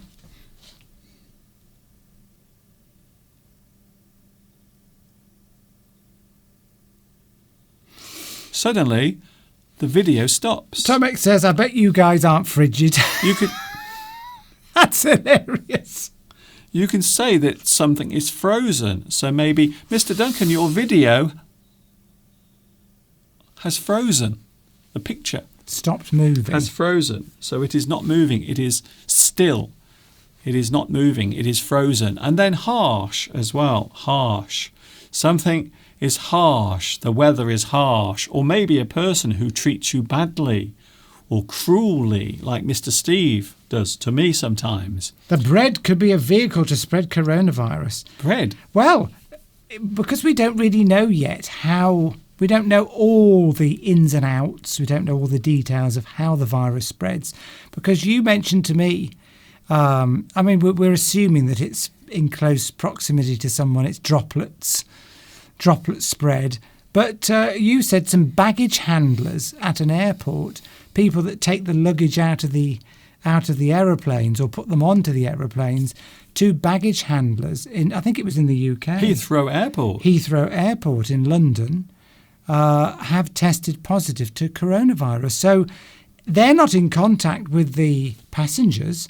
So maybe they have got it off the handles of people's suitcases, and then they've touched their eyes and got it that way. So maybe coronavirus is being spread by suitcases. Well, you imagine if somebody gets onto a plane all over the world, people from all different parts of the world, and they're handling suitcases from people all over the world, and then they're getting the coronavirus on their fingers, on their hands, and then they're not washing their hands, they're scratching their eyes or something, and in it gets. So apparently it's the north of Italy that's in quarantine at the moment. Right. And the rest of the country is just avoiding meeting or getting together in large groups. And many restaurants, cinemas, theatres are also, I guess they are closed.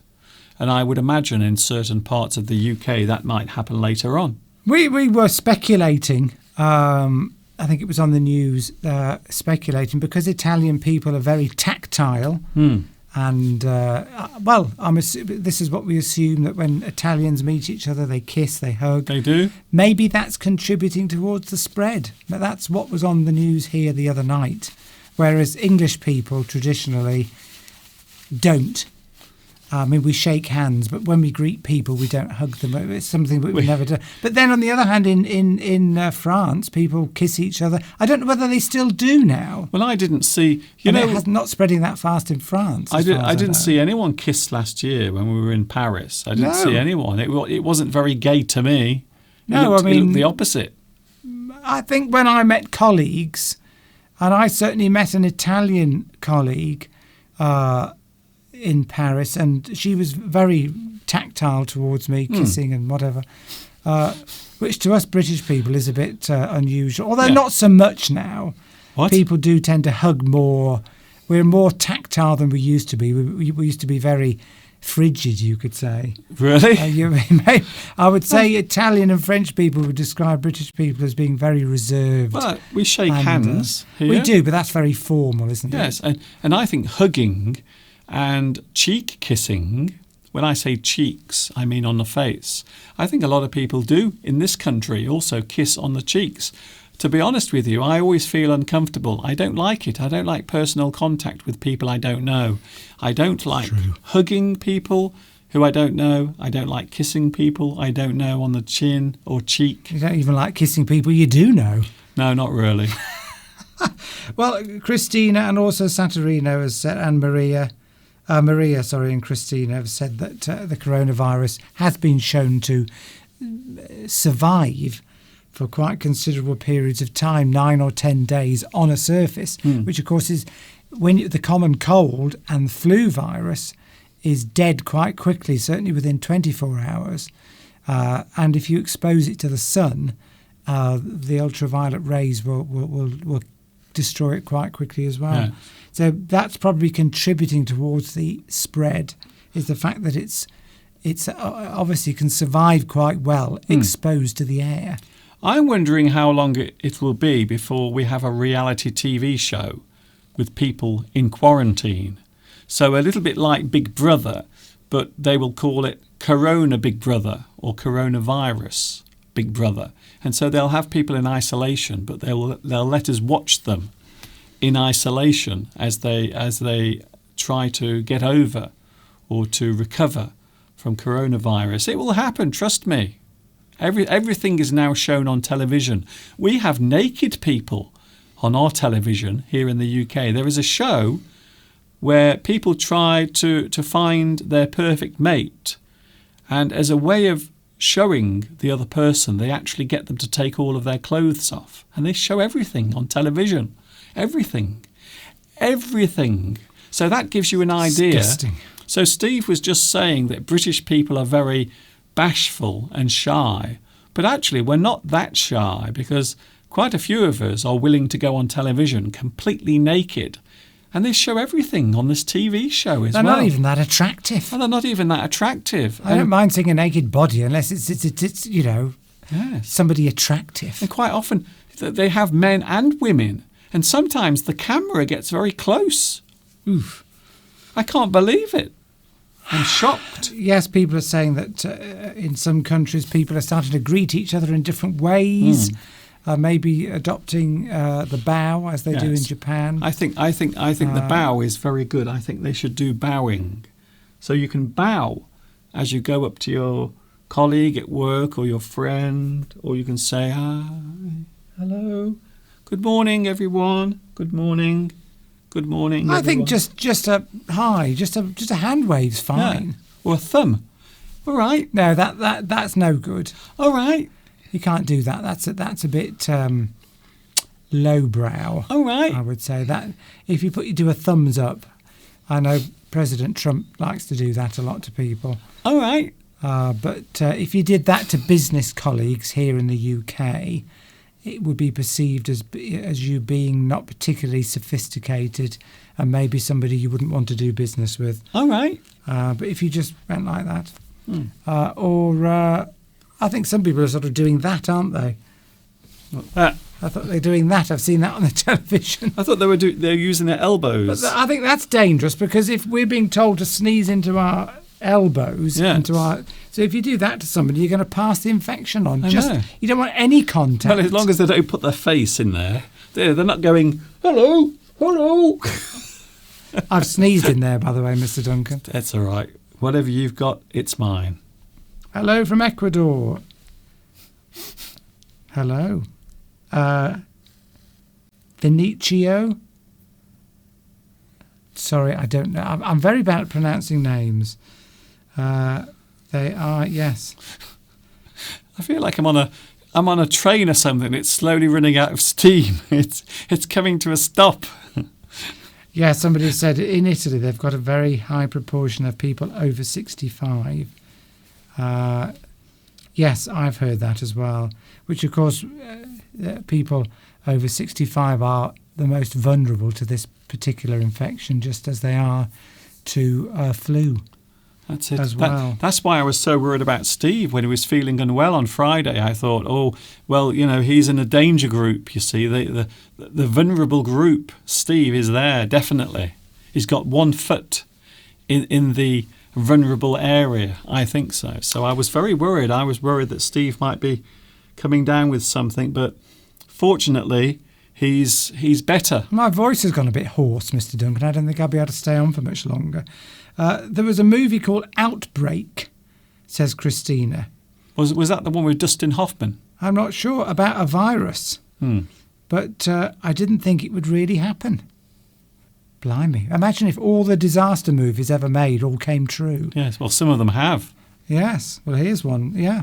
King Kong. Who remembers when that giant gorilla rampaged through the middle of, where was it, New York, and then he climbed right to the top of the Empire State Building, and there was that poor woman, and he was holding her in his hand, and she was, let me go, I'm being held by a gorilla on the side of the Empire State Building, let me go, please. Julie G says that if she met you, she wouldn't be able to hug you. Well, you could, as long as you could show us a negative test result.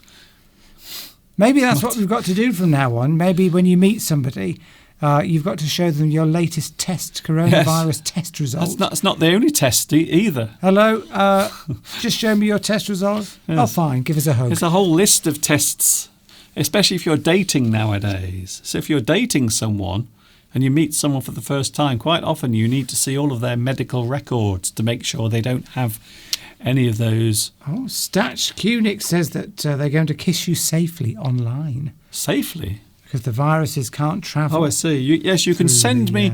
You can send me a virtual kiss if you want. You can send me a virtual kiss, maybe a little icon or an emoji that looks like a pair of lips going.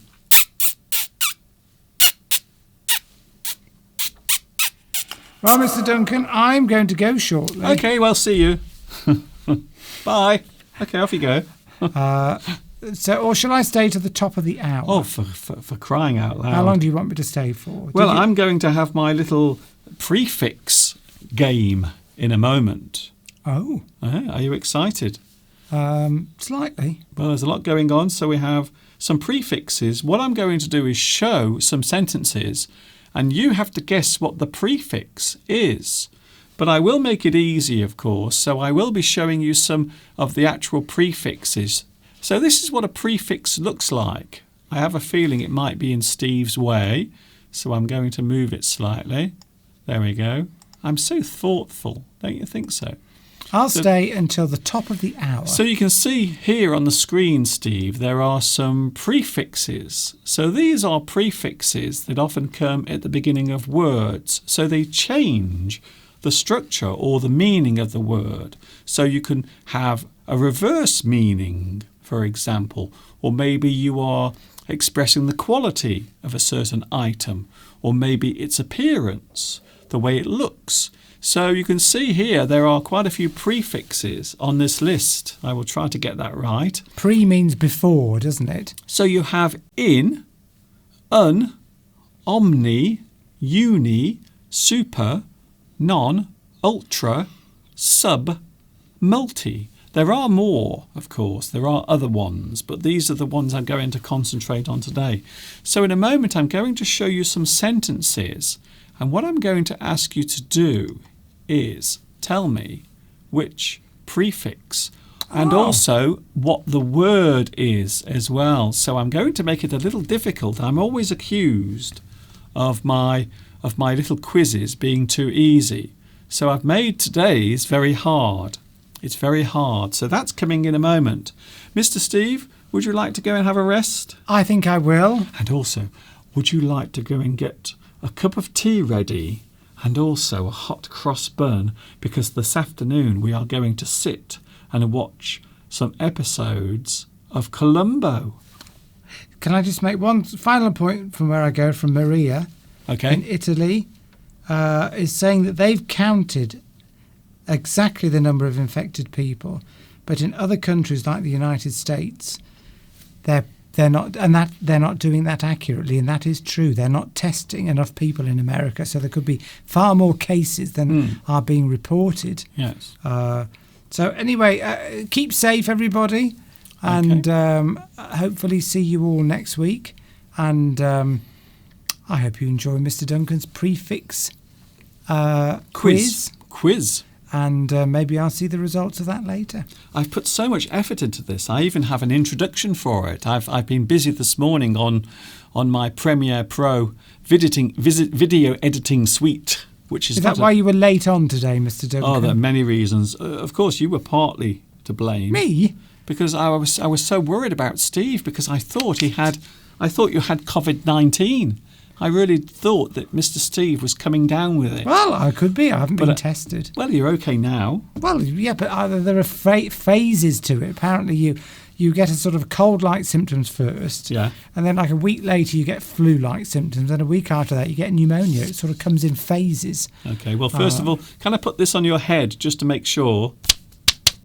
In case I meet anybody else. That's it. So now, between here and the kitchen. So this afternoon, Mr. Steve might go outside for a walk around the village. So this will warn people not to go too close to Mr. Steve, just in case they catch something from him. Right. So you may need to. Have you got any moderators on today? Yes. Good. Okay. Right. So. Lovely to see you all. This is very annoying, Mr. Duncan. Actually, you have to keep it on.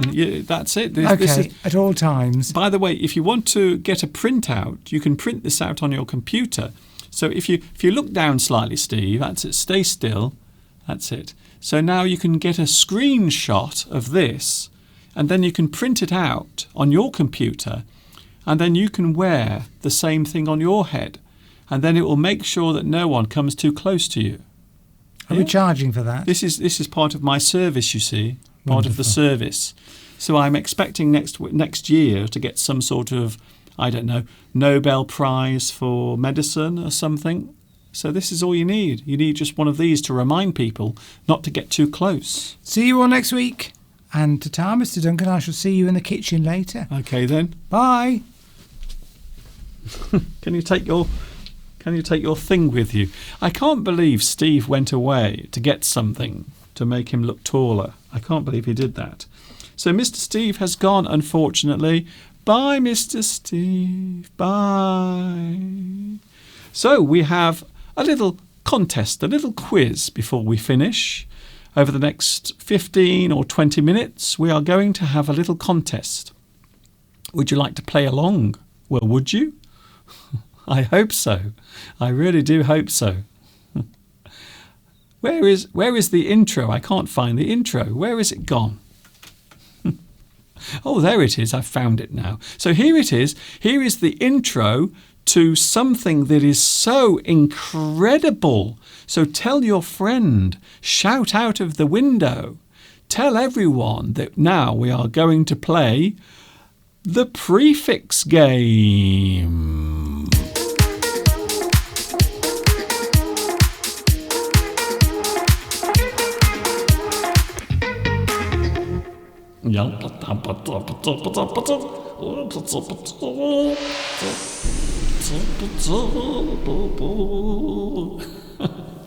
I hope you are excited. Are you as excited as I am?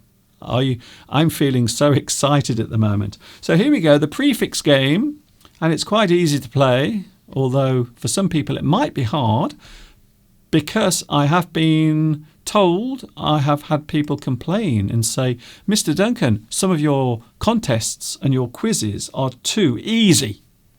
Can you please make them harder? So I have a hard one for you today. I really do. So what I'm going to do is show you some sentences. And what I want you to do is tell me what the prefix is, and also the word that the prefix is part of.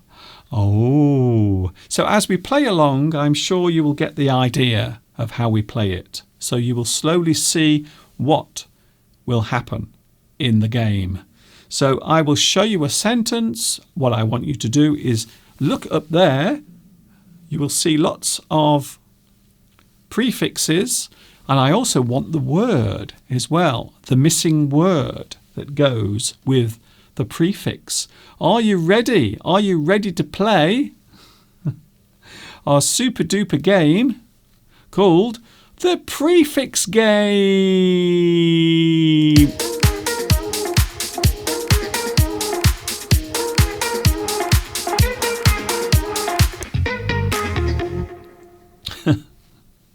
I spent so long this morning designing that, and that's the reason why I'm playing it twice.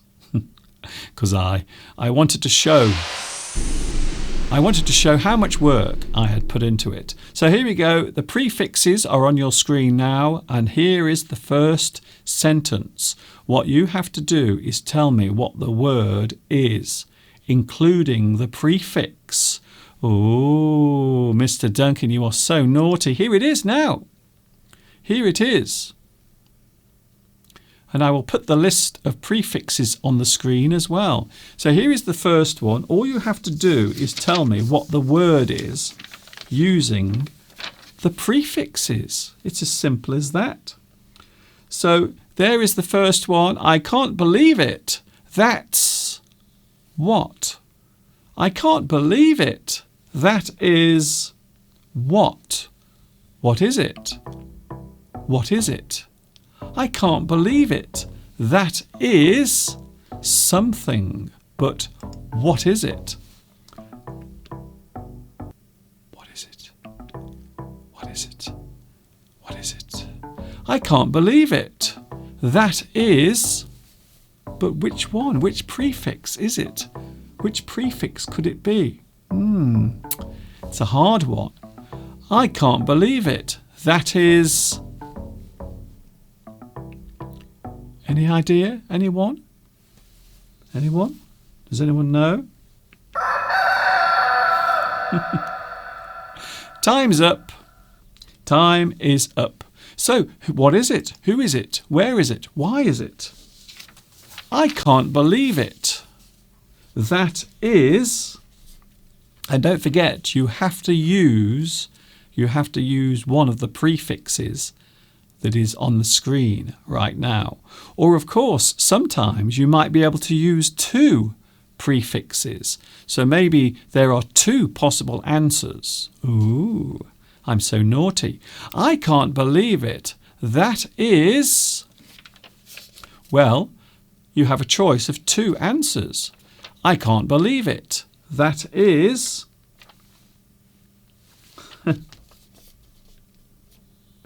Thank you, Grace. Thank you, Martha. Thank you, Melanoa.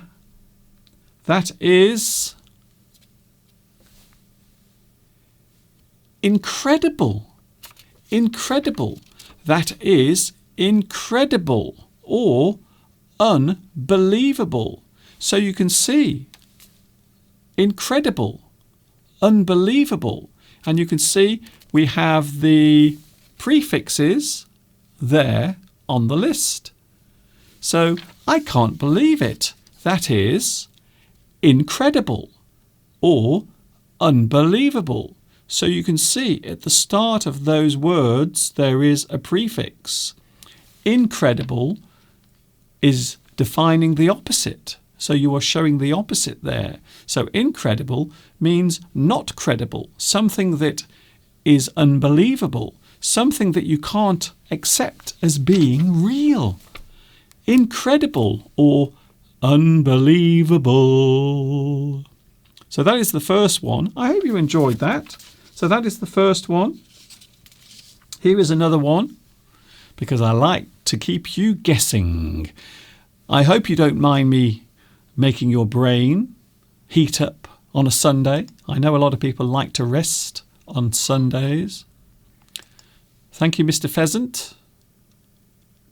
So now we have another one now in the prefix game. Can you see it now on the screen? This blanket will not burn because it is...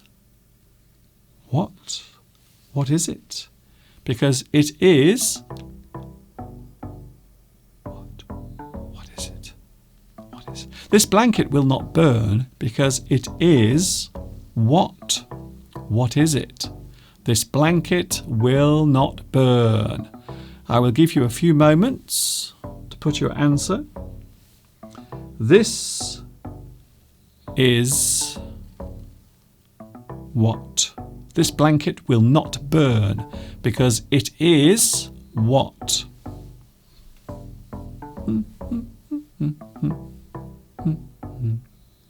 What is it? We have a few people giving answers, but what is it? This blanket will not burn. In other words, it will not catch fire. And we can use at least one of those prefixes. We can use one of those with a word. This blanket will not burn because it is... Oh, thank you, Melanoa. Thank you also, Anna. Thank you, Vinocio. The answer is... Shall I give you the answer right now? The answer is... non-flammable. So, this blanket will not burn because it is non-flammable. So the word flammable means something that will catch fire. Non-flammable means something that will not catch fire. So something that will catch fire easily is flammable. Something that will not catch fire easily is non-flammable. Non-flammable. So in that case we are saying not, non. It will not do the thing that the word describes. Flammable means it will burn. Non-flammable means it won't burn. It won't catch fire. So I hope you got that right. Yes, I know these are hard, but sometimes you have to have hard questions to improve your knowledge. Here's another one. Would you like to see the next one on the screen? This is a prefix. All I'm looking for is the prefix and also the word as well. Wow. So what is the word? He is everywhere. Mr. Duncan, he is everywhere. He seems... What? What do I seem? do I seem? What do I appear to be? What do I seem to be? He is everywhere. He seems what?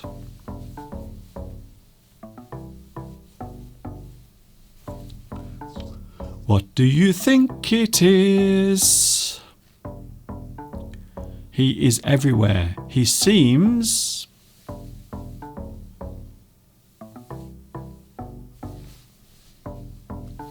Inigo, thank you very much. Also Nestor, Vinicio, Suzuka, thank you very much for your answers.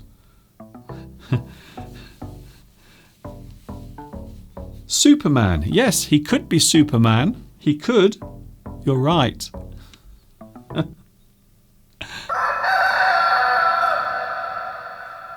Time's up. He is everywhere. He seems... Are you ready for the word? Omnipresent. Omnipresent. So if a person is omnipresent, it means they are everywhere. They are all over the place. Everywhere you go, you see that person, or they appear to be everywhere. You might say, every time I go onto the internet, I keep finding Mr. Duncan and his English lessons. He seems omnipresent, omni, everywhere, all over the place, always found. So if we say omni, it means everywhere. So something that has maybe a direction that goes in many places.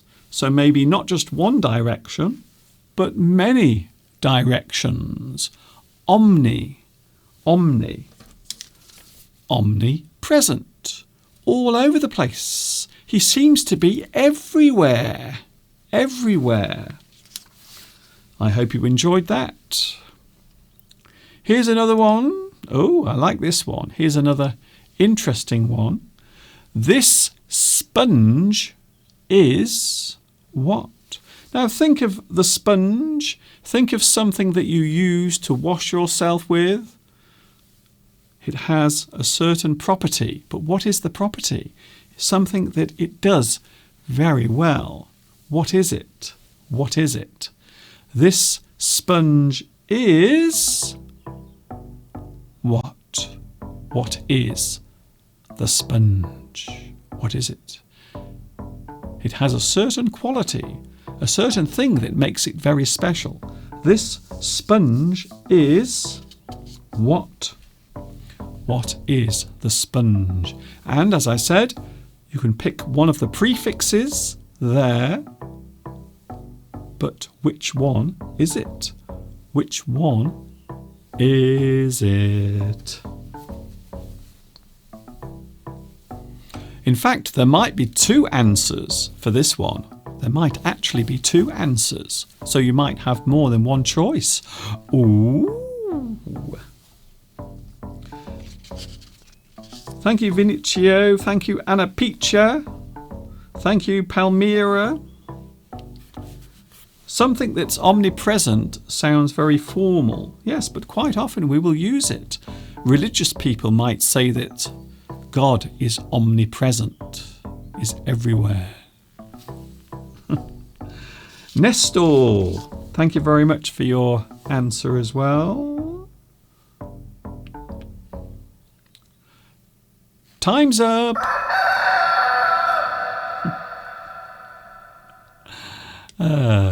I like it. I like it a lot.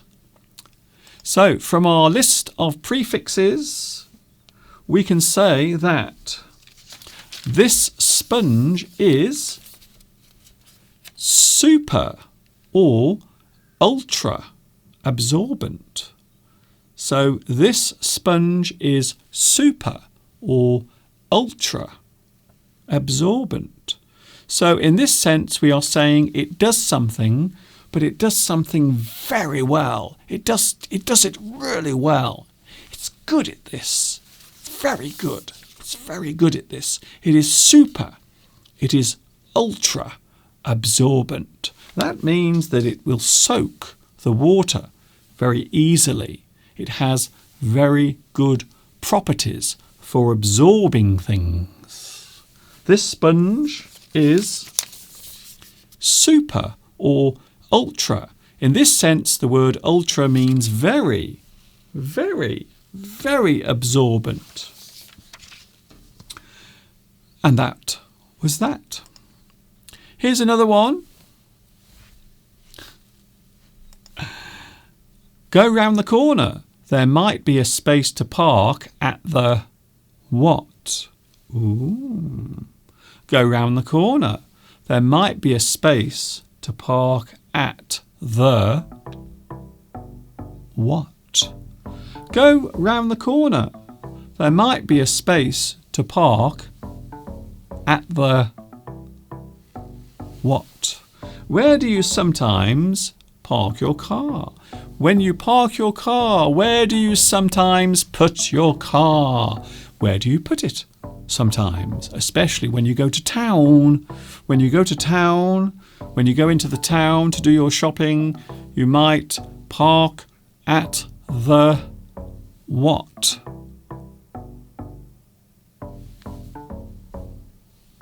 You might park at the what?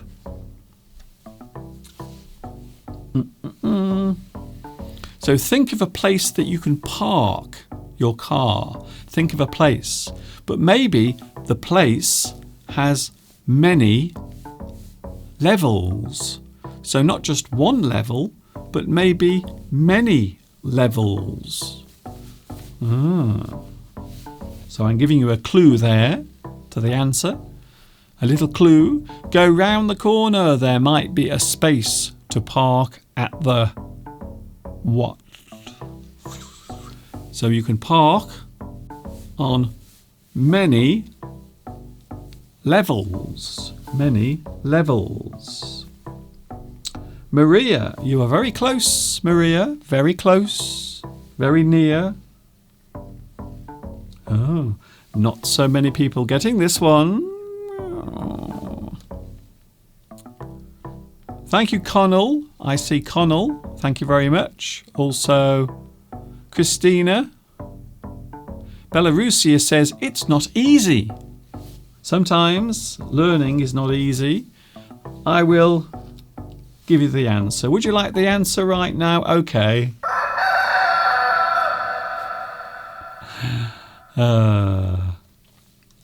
Here is the answer to the question.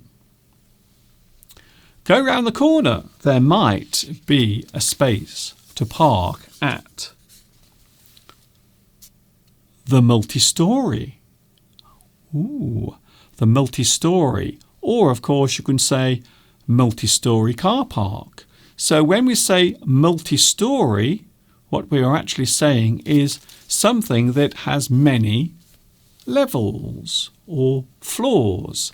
So multi-storey means something that has many levels. So not just one level, but many levels. Quite often nowadays, if you go into your local town or city, you might find that there is a multi-storey car park, a place where you can park your car and you have lots of levels to choose from, so they can get more cars into the building. So not just one level, but multi-storey, multi-levels. So multi means more than one. Multi, more than one. It's very difficult, that one. Well, sometimes learning is difficult. It's not always easy, and that's why we call it learning. Here's another one. Oh, I know this is a bit difficult. The cave is underground. It is what? The cave is underground. It is what? What could it be? The cave is underground. What is it? It is one of these prefixes. One of them. Which one? Do-do-do-do. The cave is underground. It is what?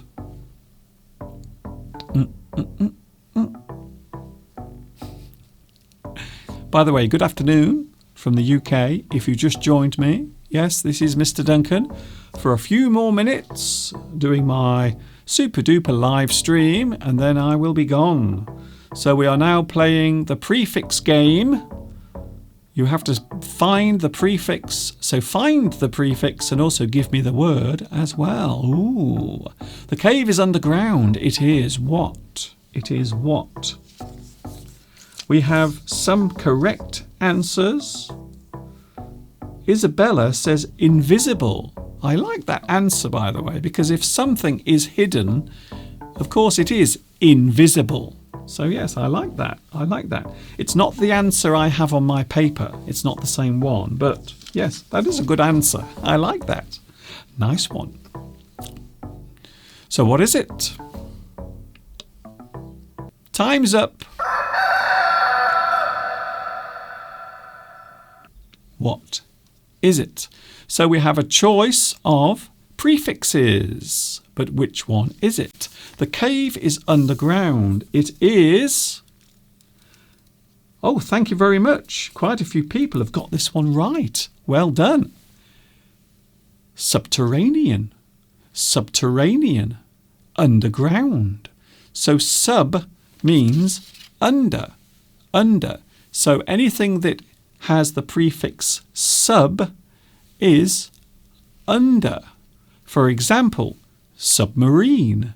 Submarine is a vessel that can go under water. Marine means water. Under water. Submarine.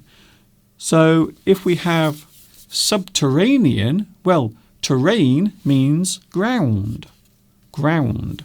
So subterranean means something that is located or exists underground. Underneath the ground. Ooh. Subterranean. I like it. I like it a lot. We can also have subway. Subway. So a subway is where you go underground to cross the road. Or maybe you have to go underground to catch a train. Subway. Underground. So a way that you can walk. A place where you walk to get somewhere underground. The cave is underground. It is subterranean. Oh, I like that one very much. Very good. Thank you very much. I like this one. We need to buy some toilet paper from the local what? We need to buy some toilet paper from the local what? Where do we need to buy the toilet paper?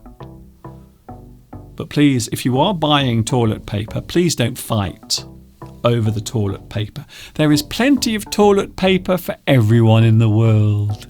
I'm pretty sure of it.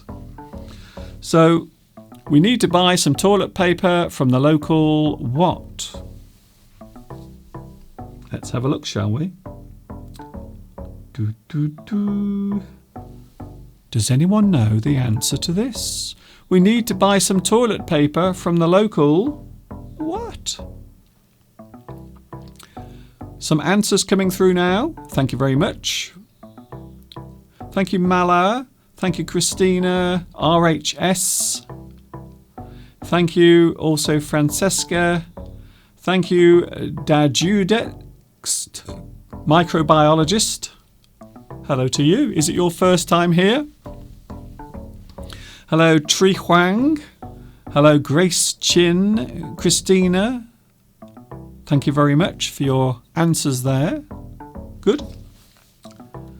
But what is the answer? Which prefix are we looking at? Which prefix? What is the prefix? Here we go. The prefix for this one, and I will show you the list again so you can see it. There is the list. Which one is it? We need to buy some toilet paper from the local supermarket. Supermarket. So it isn't just the market, it is a supermarket. So quite often we will describe a supermarket as maybe a department store, or maybe an area where many things are sold. So maybe you can buy food, maybe things to drink, and maybe things also for your house, maybe things to wash your clothes with. So a supermarket is a place where you buy things that sells all sorts of products. And quite often we will describe it as a supermarket. Supermarket. And as you can see, we have super on our list. There it is. It is a prefix that means something that is more than usual, something that might be better than usual, something that is bigger, something that is better. A supermarket, a big place that sells lots of things, including toilet paper. Here's another one. Would you like another one? Okay, we have 3 more and then I'm going. Oh, here's a good one. I'm pretty sure some of you will get this. I think quite a few of you will get this right. Let's see, shall we? I don't know how he is able to ride that. I don't know how he is able to ride that. What?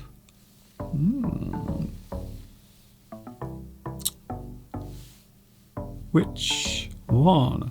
What is the prefix we are using for this? Quite a choice, in fact. I don't know how he is able to ride that. What?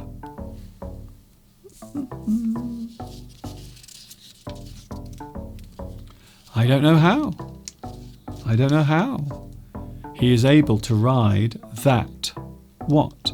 Think of something that you might ride that is very hard to stay on. Something that is very hard to ride. And sometimes you see people at the circus riding this particular thing.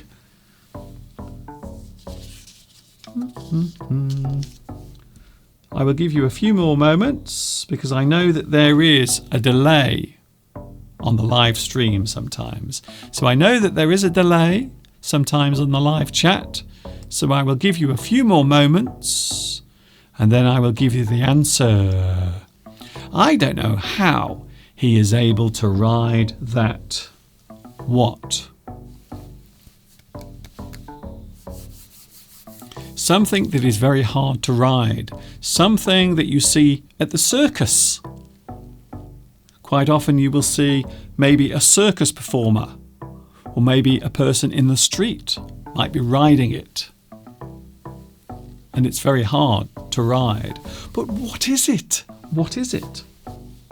Hello to Prabhakar, Beatrice.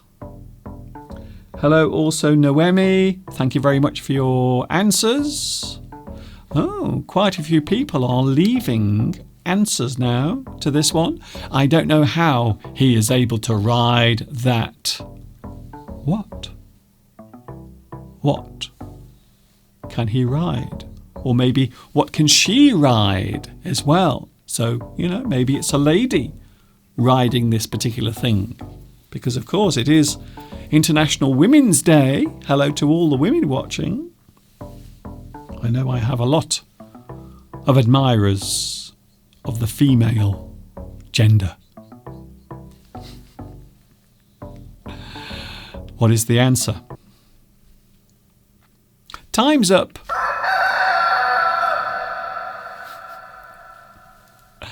I will show you the prefixes again, so they are on the screen.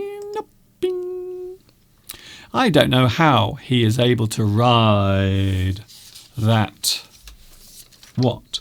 Something you see at the circus. A person might be riding it. The answer is unicycle. A unicycle. So uni means one or single. Unicycle. So a unicycle is a one-wheeled bicycle. It only has one wheel. Have you ever tried to ride a unicycle? Ever? I haven't. I've never tried, and I don't think I ever will. Unicycle. One, it has a single wheel. And of course there is bicycle as well. So when we say bicycle, the word bi means two or pair of. So a bicycle has two wheels. A unicycle has one wheel. One wheel. Here's another one. This is the penultimate. So the penultimate one before we go. This device has many uses as it is what? What is it? This device has many uses as it is what? This device has many uses as it is what? I will give you a few moments. So I won't rush you, don't worry, you have plenty of time. So many people are now on the live chat. Thank you very much. Nice to see you here. So many people are watching right now. Thank you very much for joining me today.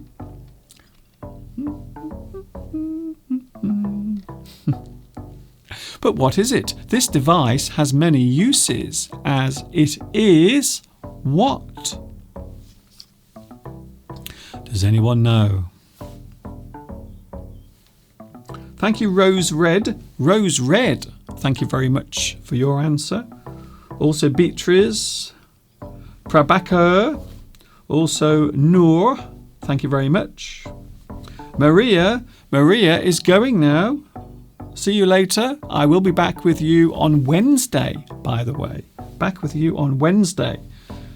If you want to catch me on Wednesday, you can. This device has many uses as it is what? What is this device? It has, or it is what?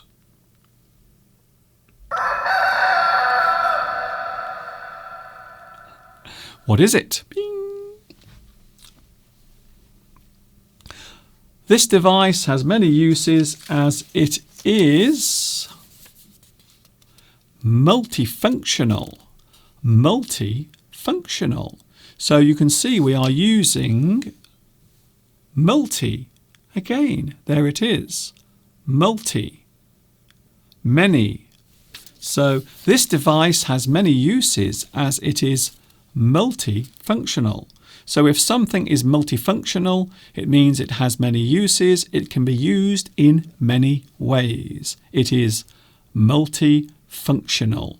It has many functions. Function means uses or the thing it does, the operation that it carries out. This device has many uses as it is multifunctional. It can be used in many ways. And we have one more. There is just one more before I go. Ooh. I wonder if you will get this one right. My new neighbours will not talk to me. They seem quite... What? What do they seem? My new neighbours will not talk to me. They seem quite...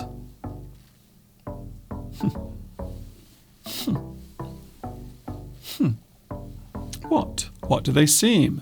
My new neighbours will not talk to me. They seem quite... What?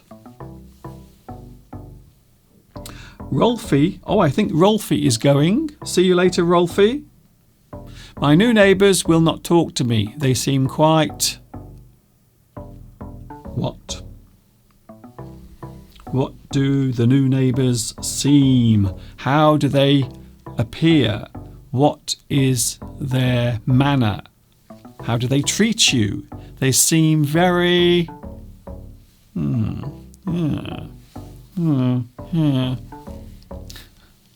My new neighbours will not talk to me. They seem quite... What?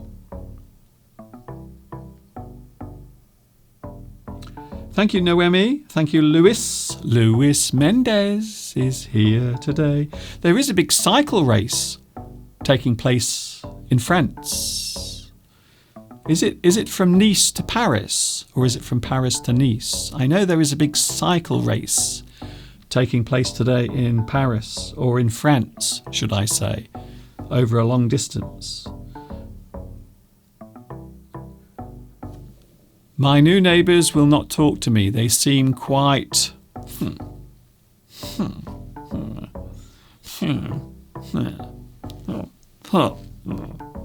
What? What do your new neighbours seem? They seem quite... What? How are they behaving towards you? That's nice. We won't be seeing him again today. How do they appear? What is their behaviour? My neighbours seem... Grace, Percy, also Higger. Hello, Higger. Nice to see you here today. My new neighbours will not talk to me. They seem quite... What? What do they seem? So think of someone who is not friendly, or maybe they are not polite. They are maybe rude, or they just ignore you. They seem quite unfriendly. My new neighbours will not talk to me. They seem quite unfriendly. Quite unfriendly. I don't think my new neighbours like me. They seem quite unfriendly. They won't talk to me. So if a person is unfriendly, they don't want to know you. They don't want to make friends with you. They want to avoid you whenever they can. Thank you, Mr. Pheasant. There's a pheasant outside my window again. Hello also to Lewis. Thank you very much. Thank you, Francesca. And that is it. It's almost time for me to go. A very long one today. 2 hours and 25 minutes. I can't believe I've been here for nearly 2.5 hours. Wow. Thank you very much for your company. I hope you've enjoyed today's lesson.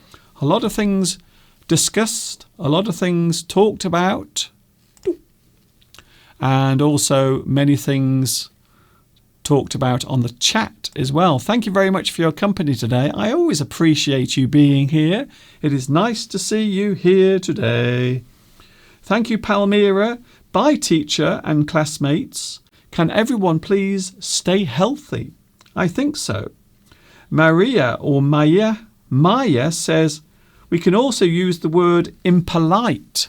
Yes, that's a good use. So that also has a prefix, impolite. Impolite. So that person is impolite. That means they are not polite. They are unfriendly. They are impolite. Thank you. Very good. Thank you, Christina. Thank you, everyone. I will be back with you. When will I be back? I will be back with you on Wednesday. Don't forget, you can catch me Sunday, Wednesday, Friday, 2 p.m. UK time. I am here on YouTube teaching English to you. Thanks to Noemi. Thank you very much. I hope you've enjoyed this. It has been an interesting way of spending our Sunday together. I hope you've enjoyed it very much, because I have. Thank you very much. Thank you also to Isabella. Thanks a lot for joining me today. Thank you very much. Don't forget also, can you please like and subscribe. Don't forget to give me those lovely likes and also those lovely subscriptions. You can do both if you want. Yep. You can do both. Thank you very much for your company today. I will see you on Wednesday. That's it. It's time for me to go.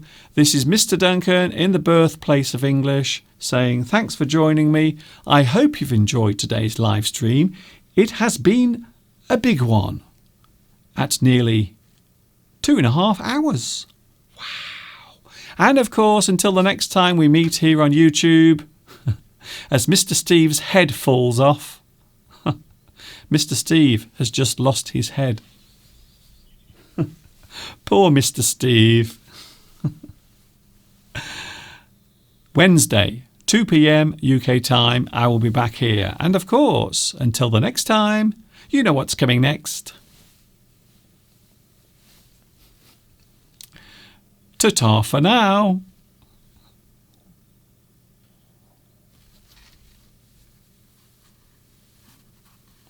Beautiful, beautiful toilet paper.